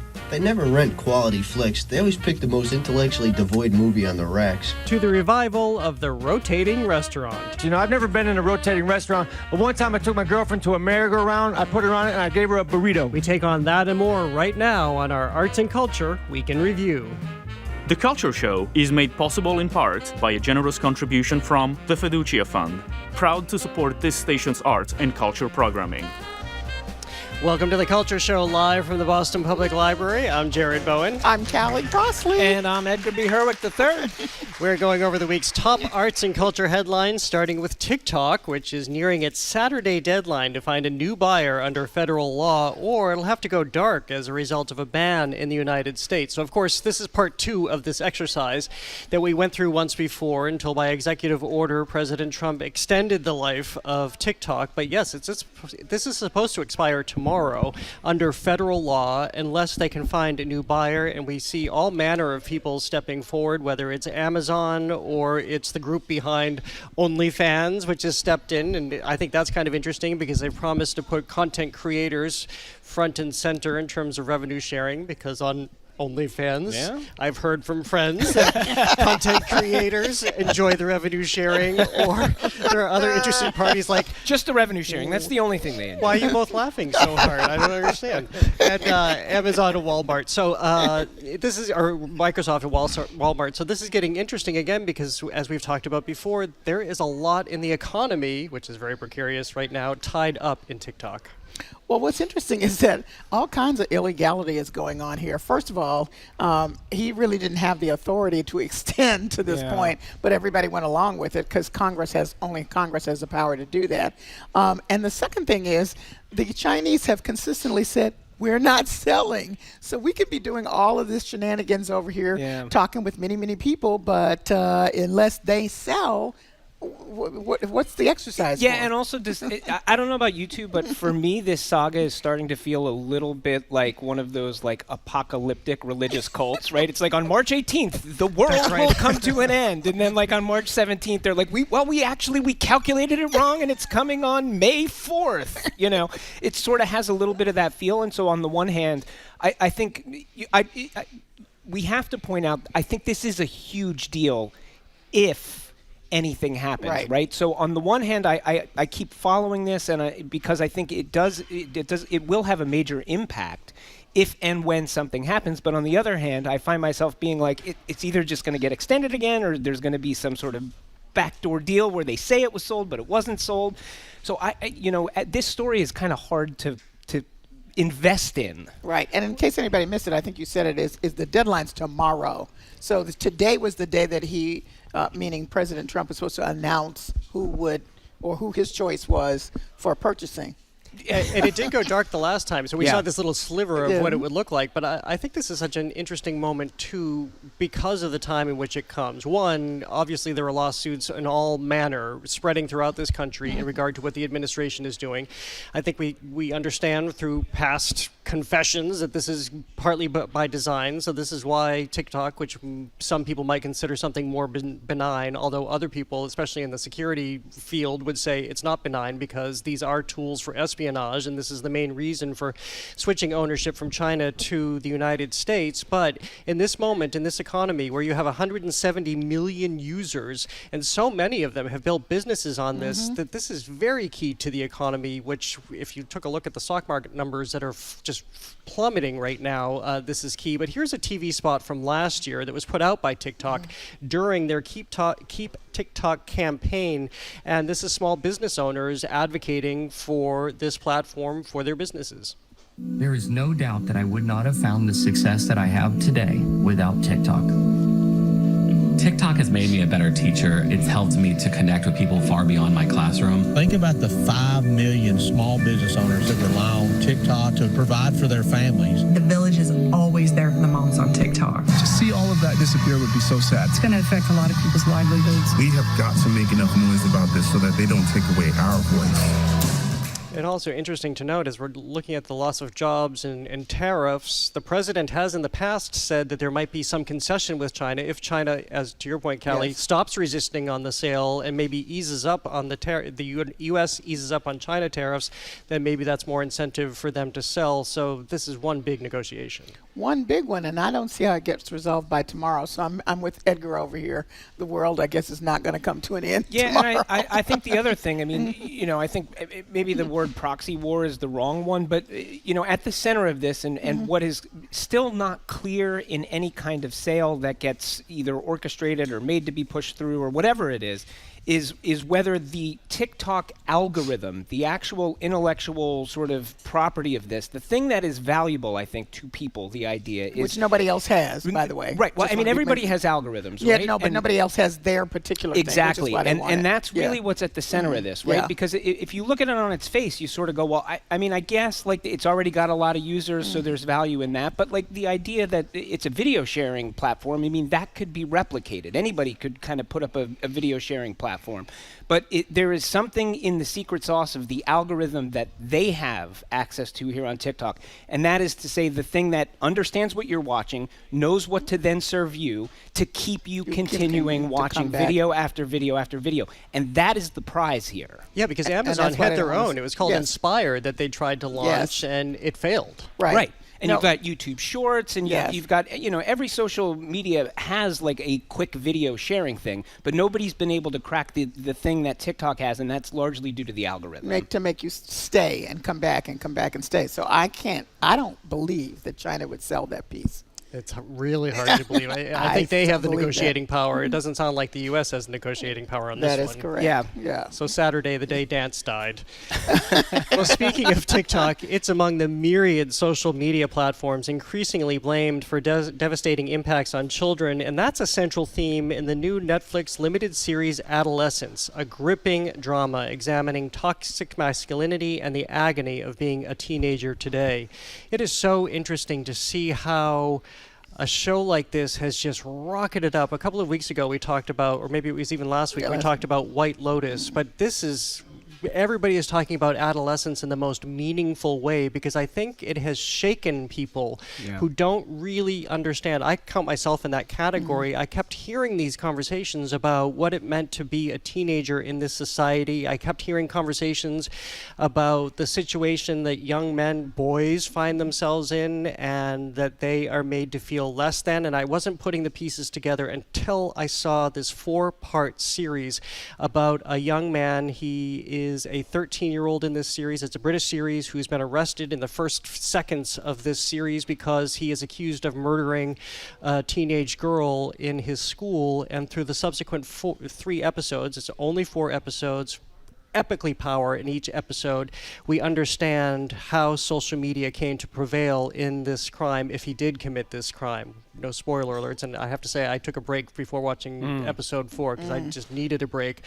But this is so impactful that even schools in the UK now want to stream it in their classrooms so everybody can have an understanding of what students are facing.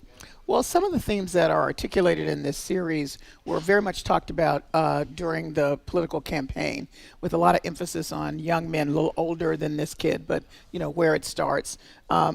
the folks who have put this together have used the terms for the character that he plays as he was radicalized by these sites online. And I just want to make sure that that's the terminology they're using. And they said in putting this piece together so that it would provoke the kind of conversation it has, one of the main things that they determined was not going to be a driver of the plot was you weren't going to be able to blame the parents. There would be no blaming of the parents, because if you think about it, if you blame the parents, then kind of it's over a little bit. Yeah. And they said, no. We want to make it clear that there are all these external voices that these young boys and men who are feeling very vulnerable and like they're on an island and disconnected and are susceptible to these messages out here. They're drinking them in because they're looking for something, and this is what they think they have found is a way out. Edgar, before you weigh in, let's hear a little bit of the show, which again, people are praising this not only for its content, but for its acting, for its writing, and the fact that each episode is shot in it's called a one tracking shot that never allows you to be released from it. So before Edgar weighs in, let's hear a little bit. And here we find a detective investigating the murder of this young woman, as we talked about, and the detective, while he's in the school, runs into his own teenage son who is trying to help him with the case by basically decoding emojis that the victim was using on her Instagram, starting with the red pill. Red pill is like, I see the truth. It's a call to action by the manosphere. Manosphere? Which is where the 100 comes in, the 80-20 rule. Adam, listen, my brain can't take all this. I don't know what you're talking about. Just break it down. 80% of women are attracted to 20% of men. Woman, you must trick them because you'll never get them in a normal way. 80% of women are cut off for, she's saying he's an incel, Dad. He's 13. How can you be involuntary celibate at 13? I know. Who isn't celibate at 13, huh?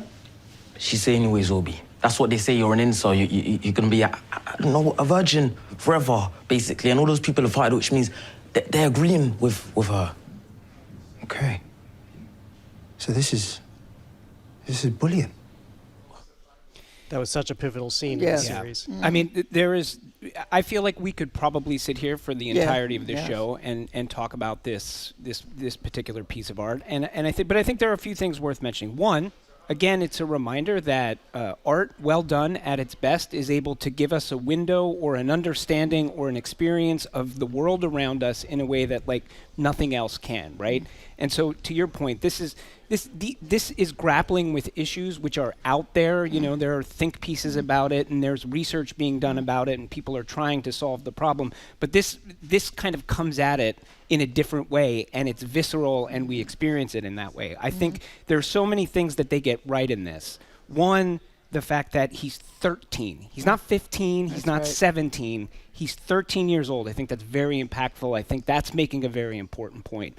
I think also, for as much as this is about the internet and social media and all of that's influence, it's much more layered than that. It's also presenting a world, as we hear in there, in that clip, where one of the things I find striking about this is that the children in this and the adults in this are speaking two completely different languages. And this thing does a really good job of, for the most part, the adults are seeing things much more in black and white. They're, things like the word bullying. They're trying to grapple with what happened. They're saying, oh, so he was bullied. And everyone's like, no, because the kids are seeing things with 5,000 shades of gray that adults are trying to sort into either this category or that category. And the kids are running circles around them in their detailed understanding of the subtlety of communication among kids. And that is an experience I think probably every teenager had in any era. It's just, it's exacerbated in this world of social media. As you were just describing this, I was just thinking it's interesting too that this comes out in the UK, and all of a sudden I just flashed back to Dickens, actually. In the UK, advocating for social change, especially labor and class disparity in terms of income and poverty and punishment in his day. And here we have this, 200 years later, we have this piece which could very well affect social change. As I mentioned, they'll stream it for free in schools, and now there is a whole dialogue about banning cell phones, not just in schools, but for certain age groups, for these kids who are beset by emojis. Like the detective in the clip we just played, how how would any of us ever understood this? But kids have developed their own language. Because they do. I mean, that's what young people do. That's right. That's exactly right. They're imaginative. They're creative. I mean, I think the other thing here that really struck me, and it's in particular in the first 2 episodes of this, there's a lot of attention paid to, and again, this is that like kind of communicating in 2 different spheres in 2 different worlds. Both in this child's interaction with law enforcement and everybody's interaction with the teachers at the school, right? They do this very good job of showing a world that we're in now, where there's a lot of, the law enforcement people are like, are you okay to sit there? I'm just going to explain to you what's going to happen. And the teachers are doing the same thing, this idea of consent or explanation to these kids about what are happening, which at its core, we all know is there because you want children to feel safe and comfortable. And yet it has this impact, you can see it having this impact of alienating the child. It's this sort of pathological adherence to these rules and regulations that are designed to make kids safe, but you see in the execution of this how it makes them feel apart. And I found that to be very gripping and powerful. I think, just to pick up on your 2 languages thing, that it's important to note that there's, to some large extent, always with parents and young kids, they're speaking 2 different languages. But what they have presented here is that the situation and the context that these kids are in now in building their own worlds is it leads them to some group action and some group understandings that are not good, that is, that's the piece that's so shocking, I think, about this. Of course you and your parents may not be on the same page, but to be embedded into this whole other thing that's happening outside and to understand at a level where the parents have no clue, that's different, and that's probably why they want to show it in schools. Well, and again, the show is called Adolescence, and it's streaming on Netflix. And late breaking news while we're on the show, actually, Edgar, you're right. The sky is not falling because the president has apparently extended the deadline for the TikTok sale. I'm so surprised. By 75 days. So wow. In a couple of months, we'll be 3 months, 2.5 months, we'll be talking about this all over again, no doubt. I'll let you talk about why this is going to be a cinematic viewing pleasure for you. But if people haven't seen this, playing John Lennon will be Harris Dickinson, most recently playing it up with Nicole Kidman. Playing Paul McCartney will be Paul Mescal. Playing Ringo Starr will be Barry Keoghan. And George Harrison will be played by Joseph Quinn. So they trotted out the new cast members in a big event this week. This is the first iteration where probably later in a big another reveal we'll hear about who's going to play Yoko Ono and such. But this is the first real, seems fully sanctioned biopic of the Beatles that'll come in, I think it's 2028 or 2028. I thought it was 7. 2028, which is a long way off. Yeah, it is a long way off. Because it's going to take them a while to do it. Probably what you're referring to is they're going to drop them all at the same time. There you go, Kelly. Thank God. 4 films, right? 4 films. And I am very excited about, on another level, the fact that each Beatle has his own film. So if they don't go sentimental, I don't think Sam Mendes will, but people get kind of funny when you start doing celebrity essential biopics, and sometimes they pull back. But if they don't do that and they really give us the gritty and the great all at once, then we're going to really have something to see. And the impact of looking at them all together, I think will just be fantastic. What a piece of art! Yeah, I mean, we'll see. I mean, there's a lot of needles to thread, I think, to get this right. So out of the gate, I give kudos to Sam Mendes and the folks that he has found to finance this, because I like that they're trying to do it. It's very ambitious. I think it's a great idea, and it's littered with pitfalls. Well, already. I mean, if you think you about, are negative Nanny today. No, I'm not but he negative did American Nanny. Beauty. He did Skyfall. No, don't get me wrong. I love Sam Mendes, and if somebody was going to say, all right, Edgar, pick somebody who you think might be able to pull this off, he would be on the list. Okay. There's no question about that. Now, I'm a huge Beatles fan, so full disclosure there. But there is a little bit like the Beatles universe, the Beatles fandom has a little bit of that Star Wars element to it. So it is, there is a whole built-in world of people who are rabid about this who are going to be like waiting for you to take a misstep or present something in the wrong way, and then they're going to come and get you for it, right? And already we're seeing a little of that with the casting. People are like, they don't look anything like them. You just picked the new hot guys, like whatever. That's fine. I would say what I hope happens, and what I hope happens is that most of these films are focused on the earlier years of the Beatles, because I think that is the part where there is more territory to mine. Kind of before Beatlemania really kind of came to fruition in 64, 65. I mean, these were like 4 kids from Liverpool. They have very varied and interesting backgrounds.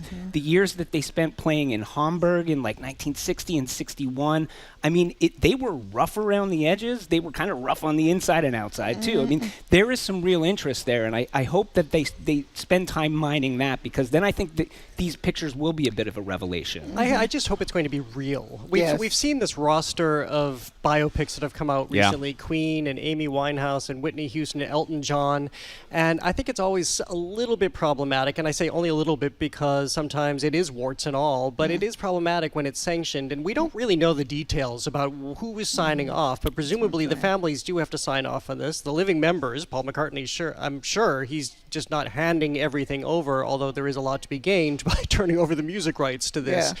But if it's only going to work and succeed, and I think that this is where we see Sam Mendes' honesty, if it is an mostly independent production looking at everything that Edgar was just talking about. Well, so the sign-off is the key. The sign-off, what do you mean by the sign-off? Is the sign-off you'll allow me to use some materials and we'll use the music? Okay, good.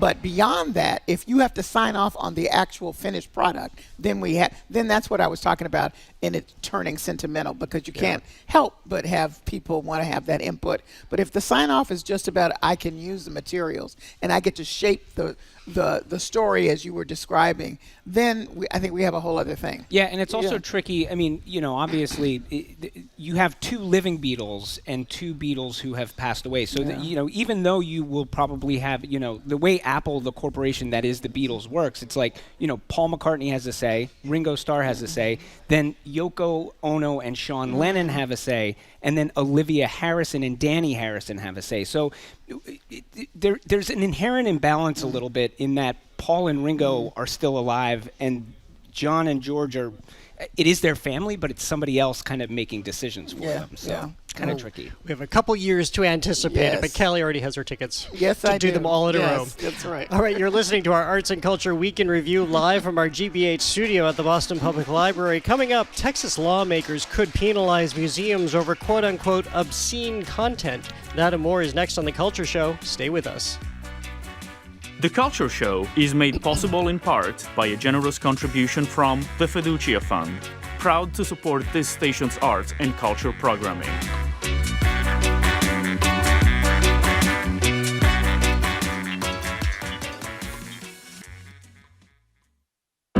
It's been 50 years since the founding of Microsoft, the company that jump-started the personal computing revolution. Oh, I immediately think of Windows and Office. I think of the system that, by the end of the 1990s, was running on nearly every single desktop computer in the world. I'm Ari Shapiro. We look at the last half-century of the tech giant that changed the world on the next All Things Considered from NPR News. Today at 4, here on GBH News 89.7. Funding for our programs comes from you and the Museum of Fine Arts, Boston. Now on view, Van Gogh, the Rouland Family Portraits, featuring Van Gogh's portraits of the Rouland family and the deep bonds of friendship behind them. More at mfa.org. And Celebrity Series, presenting What Makes It Great with Rob Capello. Capello and musicians shine a light on the songs of Simon and Garfunkel, April 5th at NEC's Jordan Hall. Tickets at celebrityseries.org. And the Massachusetts Office of Travel and Tourism, commemorating 250 years of history, independence, and innovation since the American Revolution. Learn more at massachusetts250.org. GBH Daily is a newsletter that keeps you informed, connected, and ready to go every weekday morning. You can subscribe today and get it in your inbox at gbh.org/daily.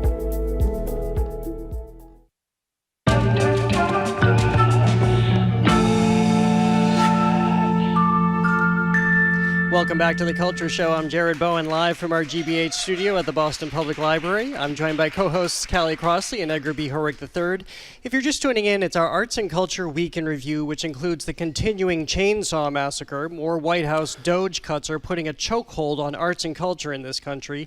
In the crosshairs this week, because remember we talked about the Smithsonian last week, we talked about the Kennedy Center before that, but this week the National Endowment of the Humanities, which will see 70 to 80% of its staff cut, and the Institute of Museum and Library Services has just been gutted.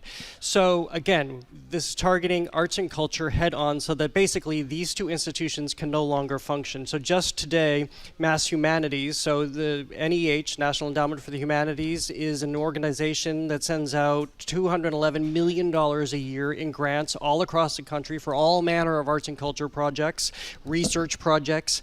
Mass Humanities said it has lost $1.3 million in funding. That is 35% of their annual revenue. Last year, their groups received $7.4 million, and this hits groups like the American Antiquarian Society. Full disclosure, I was honored to be included as a member of their group. $380,000. You're not that old. I'm not. This is a recurring theme with you, Edgar, too. We're going to deal with this after the show. I'll see you in the school parking lot at recess. American Antiquarian Society, $380,000. The Pecumtuck Valley Memorial Association is losing $300,000. This was for a project of exploring a black female poet in the Revolutionary War. This is targeted. It's very targeted, and there's way more cuts than the ones that you've just mentioned, which all come to a head when you look around and realize all the artists who were in process of having grants reviewed. Now that all stops, so we don't even know what we lose there. And the concern is, and nobody seems to know whether if you're in the middle of your grant, so I don't know in some instances whether they give you all the money or maybe it's a piece here and a piece later, but if you're in the middle of it, does that go away as well, the rest of it, which you've budgeted for, planned for, if you're an institution and if you're an individual artist? So this is just, and artists are not running, American artists anyway, for the most part are not running around here, as billionaires. So this is hurtful on so many levels. The whole point of being able to support them is to allow them to have creativity and lack of stress in trying to be creative for the rest of us. Yeah, I mean, I also feel like I think we got to continue to pay attention and sort of be as practical as we can looking at this stuff, whatever side of the aisle you're on in this. So I think about it this way. Let's say, I am I look at the federal government and say, yeah, you know what? I agree. The federal government is too big. There are too many people working for it. It spends too much money. We got to find some savings. I may agree with that wholeheartedly, right? But we got to be careful when we look at how they're doing it and also ask ourselves, does it really service the goal? Or to your point, Jared, is this targeted? Is this covered to do something else? Because when I look at the Institute of Museum and Library Sciences, I say, okay, they have a $300 million budget. Well, there's about 340 million people in the United States. So that means it costs $1 a person a year to fund that organization. Now, I think if you really stop and ask yourself, again, take politics out of it. Do I use my library? Does somebody I know use my library? Do I think it's worth literally $1 out of my pocket, even if some of that's being wasted, even if there's maybe some people who are lazy who are in their jobs in those places? Yeah, I think a lot of people would be like, yes. And so when you make a cut like this, are you really saving money? So do you know how much of the federal budget that is? Yeah, for tiny. the Institute of Museum and Library Services, 0.0046%. Yeah, this is the point. When we, all numbers seem big to any right. It's like 340 million. You're like, holy crap, that's a lot of money. We're finding some savings, but the federal budget, to your point, Jared, is in the trillions. It's so large.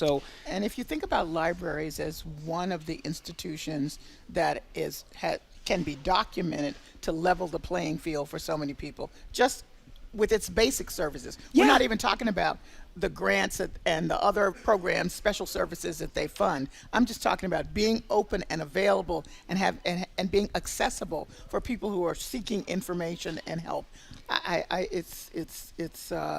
it's a gut punch. And I have to say, Edgar, I'm right with you. You can find inefficiency everywhere, and it Sure. should be absolutely be dealt with. But we're talking about programs where you have people who have specifically applied for this grant so that they can go out and do the work. Yeah. They don't apply for the grant, which is really hard to write for and get, to go out and not do the work. Totally. So we'll continue to cover this. We'll continue to talk about it. We'll continue to talk about the ramifications as this comes home. And before we leave the segment, I also just want to mention that National Library Week kicks off this Sunday through April 12th. It's championed by the American Library Association and reminds us all to visit our local branch to remember how libraries have, as Edgar said, made a difference in all of our lives.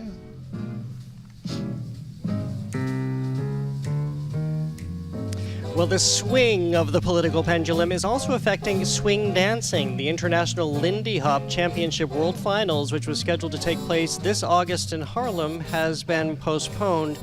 And this also tracks a whole other issue of artists now either not coming to this country, not trying to leave this country, or just being afraid of any sort of travel. But Edgar, tell us about this, because this is so much part of your world. Yeah, so again, full disclosure, this is a world that I inhabit, and I've been a Lindy Hop dancer for well over a decade, and this is an event that's been held for a number of years, a couple of decades. It's changed over the years, as the name suggests. International Lindy Hop Championships.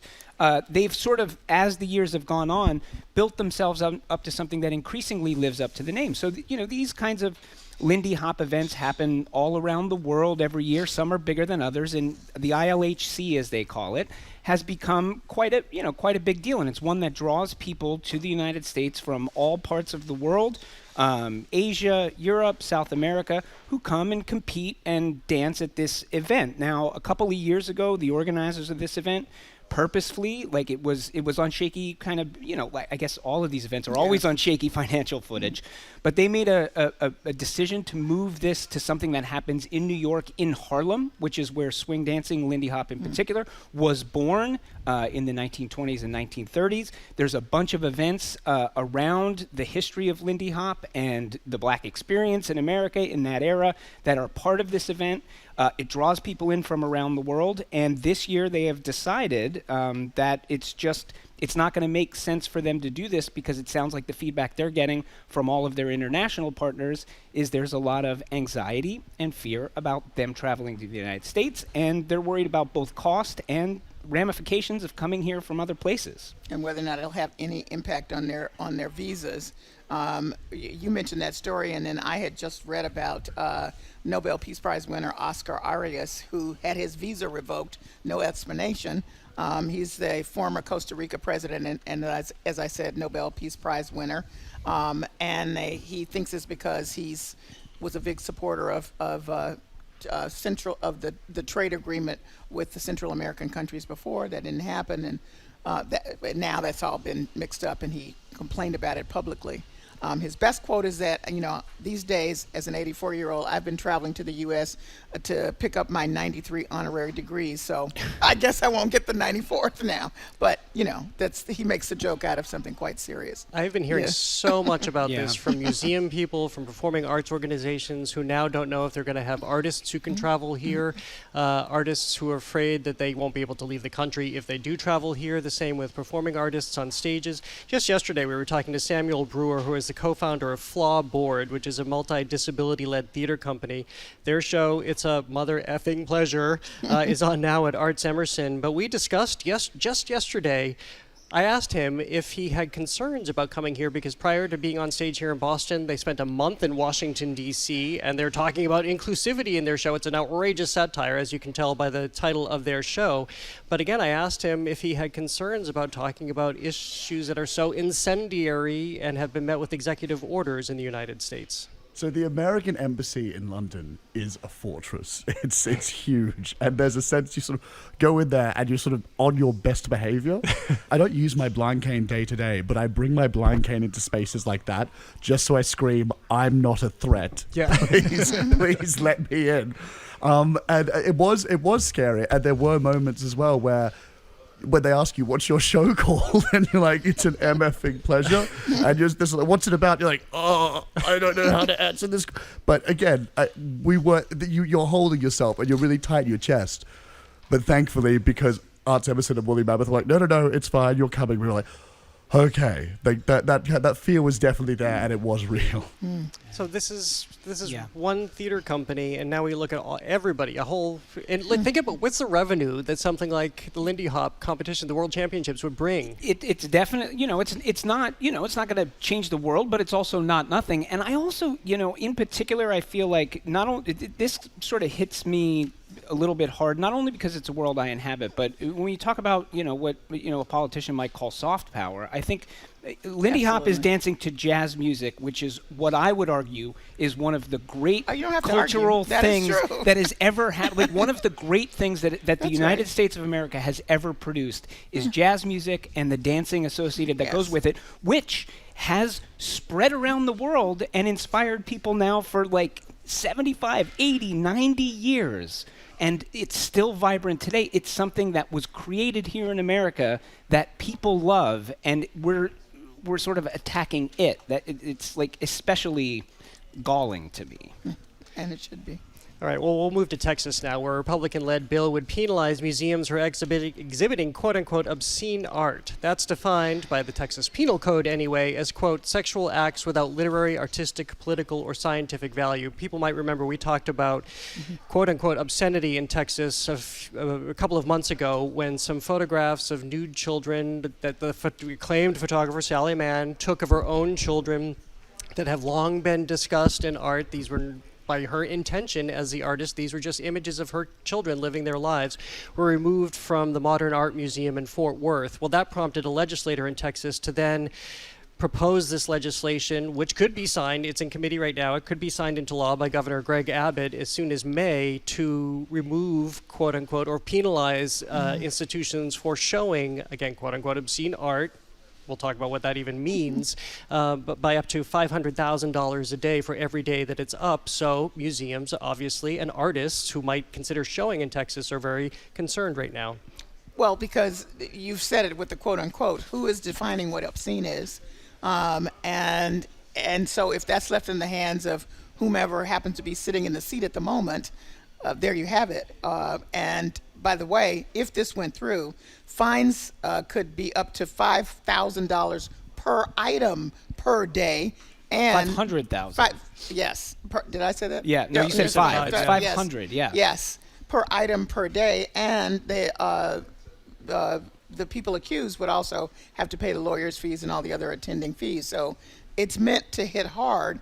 But again, we're back to who says? So and what's going on here? The who says thing is this is part of the theme of what's going on right now, right? Yes. I'm reminded, here we are in Massachusetts, right? And I think of John Adams, Massachusetts' son, whose kind of animating ethos was that the United States was going to develop a system by which it was a nation of laws, not of men, right?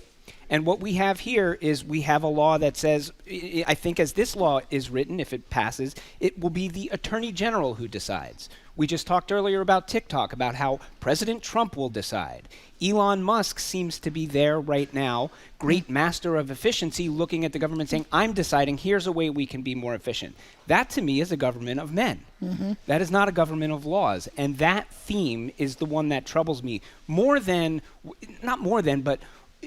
I think even if you agree with the results of some of this stuff, I urge people to look at this and ask about the execution of how this is happening and the fact that it does feel to be very willy-nilly. This person decides, that person decides. Yeah. I mean, when the government is deciding art, that can be a very, very precarious place. I'll use the phrase I hate. It's a slippery slope. Yes. But it's truly the case here. All right, well, coming up, remembering actor Val Kilmer from Top Secret to Top Gun Maverick. That's next on The Culture Show. Stay with us.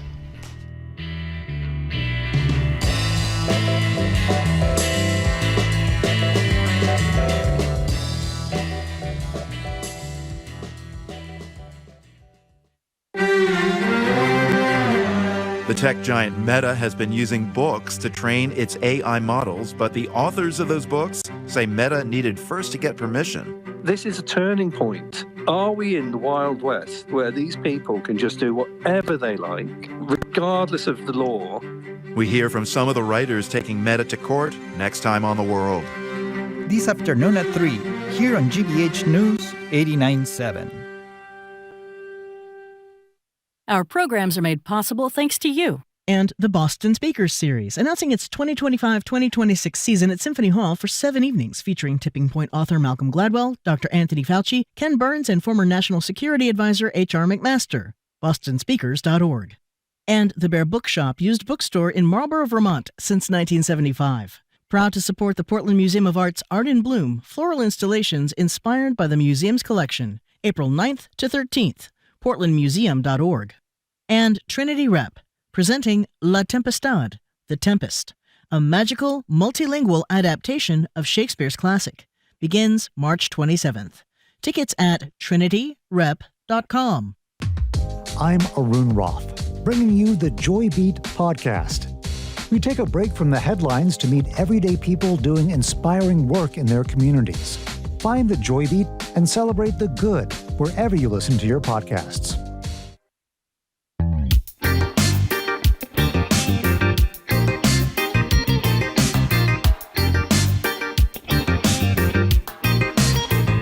Welcome back to The Culture Show. I'm Jared Bowen, live from our GBH studio at the Boston Public Library. I'm joined by co-hosts Callie Crossley and Edgar P. Herwick III. If you're just tuning in, it's our Arts and Culture Week in Review, which includes actor Val Kilmer. He died this week at age 65, and perhaps this description best encapsulates him: a character actor in a leading man's body. Let's take a listen to this montage of some of his most memorable roles. Ladies and gentlemen, here now, The Doors. You know that it would be untrue. I was here for a second this morning. You didn't straighten up the place, did you? No. Good, because all my filth is in alphabetical order. This, for example, was under H for toy. I didn't think you had it in you. I'm your huckleberry.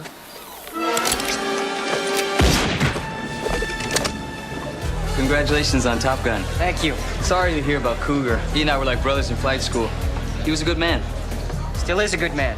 Yeah, that's what I meant. I see without seeing. To me, darkness is as clear as daylight. What am I? Please! You're as blind as a bat! Exactly.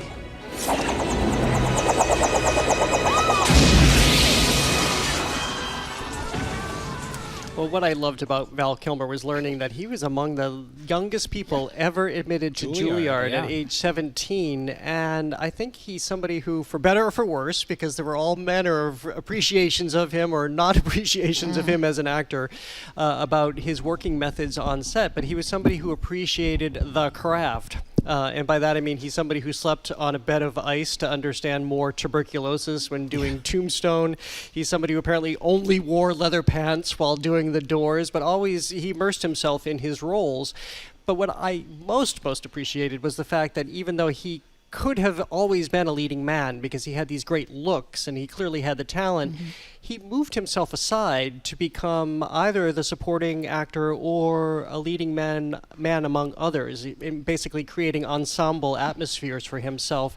And that made him, in my estimation, an even more extraordinary actor. And I will say we always kind of pick favorites for us, but mine would be The Doors. That's what introduced me to The Doors, and the way he became this portal into Jim Morrison is unforgettable.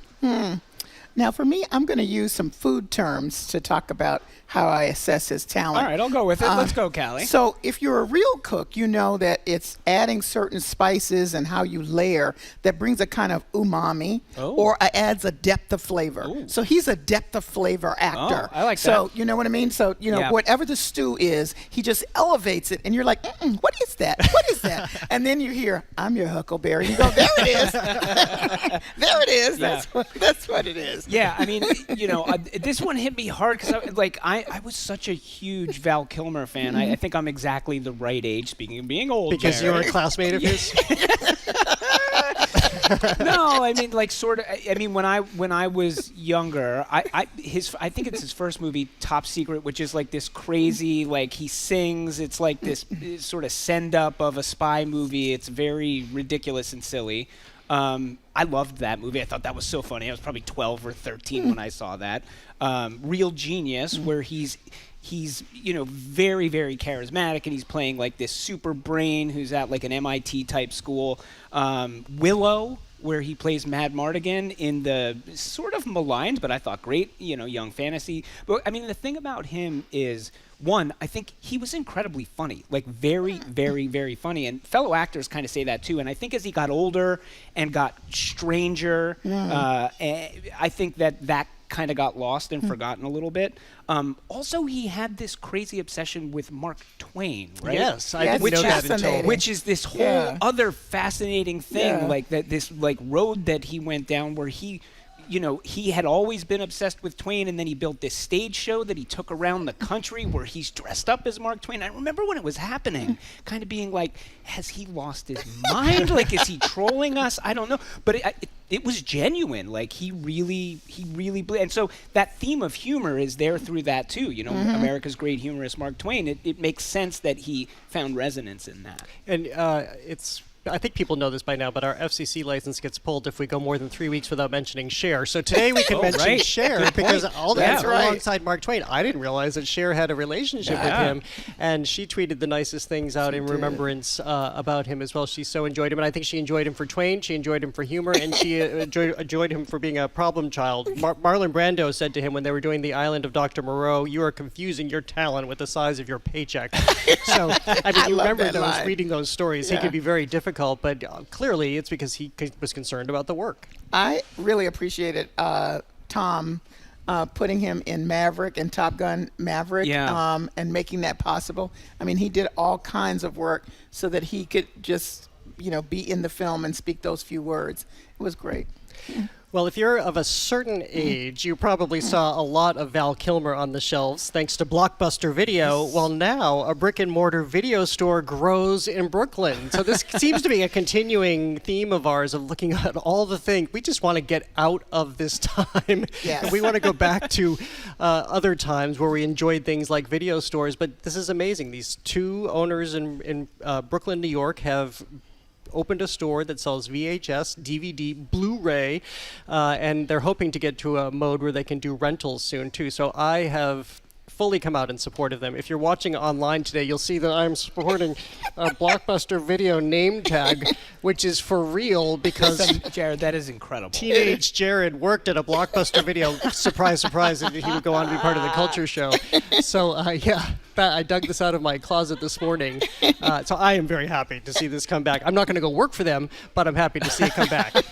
I'm very happy. These are two 30-somethings who are really into film and decided they want to do this. They hope to do rentals later. If you go to the shop, apparently, they have old TVs running some of the old movies from VHS to everything else. I want to point out there is a video store here in Jamaica Plain in Eccleston, The View, and he rents of old movies and whatever. So, there's an opportunity here. There's another example here in our area that this is coming back. It's true. I mean, on the one hand, I look at this and I go, of course this is in Brooklyn. Like, of course somebody in Brooklyn is doing this, right? And it's also, look, I think that they have the best intentions. I think their hearts are in this. It's also pretty savvy. I mean, the owner had talked about he had a company that, among other things, I think released video game music on vinyl, and he has said he sort of looked at that and he's like, the renaissance for video stores, et cetera, movies and that era. He's like, it's about where the vinyl world was about 15 years ago. He's like, it's a niche market, but it's a very rabid market. I mean, he's savvy about this. He has thought this through, and I think he sold the company to help that did the vinyl thing to help finance this. So good on him. I mean, I'm here for it. I mean, I think one of the things that, to a certain extent, we talked about algorithms earlier. Algorithms have done a pretty good job of recommending and showing you new things, but I do miss the days of somebody like Jared working at the Blockbuster, and I could say, hey, I want to see something that's this, that, and the other thing. What should I watch? I'd say, where's Mildred Pierce? And I could have taken you there, and I would have told you The Doors with Val Kilmer.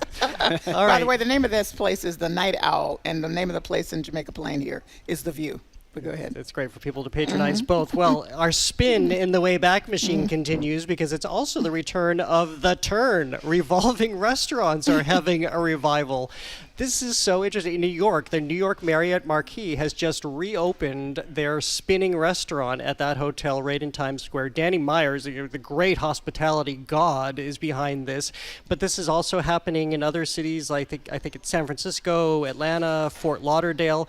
Our one in Boston isn't here, but just a couple of years ago, I was at an event at the spinning restaurant at the Bonaventure Hotel in Los Angeles, and it's pretty fun. Oh, I loved it. The Hyatt here used to spin, and I love spinning restaurants. I think I spun around in Seattle and a couple other places. It's one of my favorites. I can't wait to try this. I mean, the way I see it, any restaurant's a spinning restaurant if you drink enough, quick enough. That's kind of my take on that. That is true, but there's something about going around slowly and just enjoying the city. It's funny to say that because when I went to this one, I had always wanted to go, and I thought, what's this experience going to be like? How am I going to eat and spin at the same time? Yeah. But it goes very slowly. It does. So you can bear. The only trouble is coming out of the bathroom and trying to find your party. That gets a little confusing, especially if you take the Edgar approach to experiencing the revolving restaurant. Double spin, yeah. Well, that lightning means it's time for our lightning round. I guess that wasn't lightning. I guess that was thunder. That was thunder. I That was still thunder. haven't figured this out after all this time. You can't see light. You can't see thunder. You can't hear lightning. Yeah. See, you can't. None of us. Okay, can hear. Anyway. scientists. That's meteorologist to you. Anyway, it means it's time for our lightning round. These are the stories that caught our attention this week. Callie, what's yours? 35 local artists are having a fundraiser to preserve their workspaces at the Central Street Studios, and they're hoping to raise $100,000. Have a big fundraiser coming up at Union Square's warehouse on Monday, April the 21st. I love this because I want artist spaces I want there to be more artist spaces, and I still mourn for the Piano Craft Guild absence, and I also mourn for AMARP. That was a artist space over by Northeastern. Yeah. So every time one of those goes away, it feels like, what's that line about one man's death diminishes me? I feel like any artist studios that go away diminishes a community. Yeah. So they add so much just by being there. There's nothing like going to be in the space where the artist is creating. You get a little bit of that when we do those the open studio tours. Yeah, open studio tours. Those are great. But it's just really great on any regular day to see them at work. But I think the regular day thing is an important piece of it, right? Yes. Because you want it signals that there. It's one thing to kind of put on a show of doing it. It's another thing for it to be woven into the fabric of the neighborhood. And Exactly. I think when it is woven into the fabric of the neighborhood and is just something you can encounter, that's the special sauce in it, right? And artists just see the world differently, which is the whole point of the thing. Well, and about saving this, before we move on to our lightning round, which is a sort of a rolling thunder round now, it's taken local activist groups to make sure that spaces like this are being saved, especially as we see this funding getting cut. And we're seeing, this is one wonderful moment where you see people like Amy Bennett in this community who's really standing up and pushing forward as a citizen to save these organizations, knowing that the funding isn't necessarily going to come from elsewhere. So that's key to saving this. Edgar, what's the headline that caught your attention this week? Well, the one that caught my attention, this comes from the Annals of the Relatable, and an example of a big company having their finger on the pulse. We were talking in a very serious manner earlier about emojis and the way kids are experiencing the world and, kind of slicing up the world through emojis. But there was a new app update for Apple users this week, if you're an iOS user, and there were a couple of new emojis in it, including one which is the exhausted face emoji, which I think is very I need that very 2025. So it's like kind of frowning, it's got bags under its eyes, it's kind of drooping. So keep your eyes peeled for the exhausted emoji, probably coming your way from some friend who is too exhausted to talk with you, so they're just going to send you that face. Do we know who creates these emojis? I don't know, but I want a brown one, by the way, Mr. Creator, whoever did that. All right, I'll talk to him. Okay. Because I definitely know who he is, or she is, all right. or they are. I think that is kind of possible right now. Well, if I can get that, can I get a brown one with an afro? But also exhausted? But also exhausted. Okay. Maybe one that wears some cool glasses and, bracelets. Now that we're doing it. Great. So basically you want the Callie emoji. Well, I'm just saying.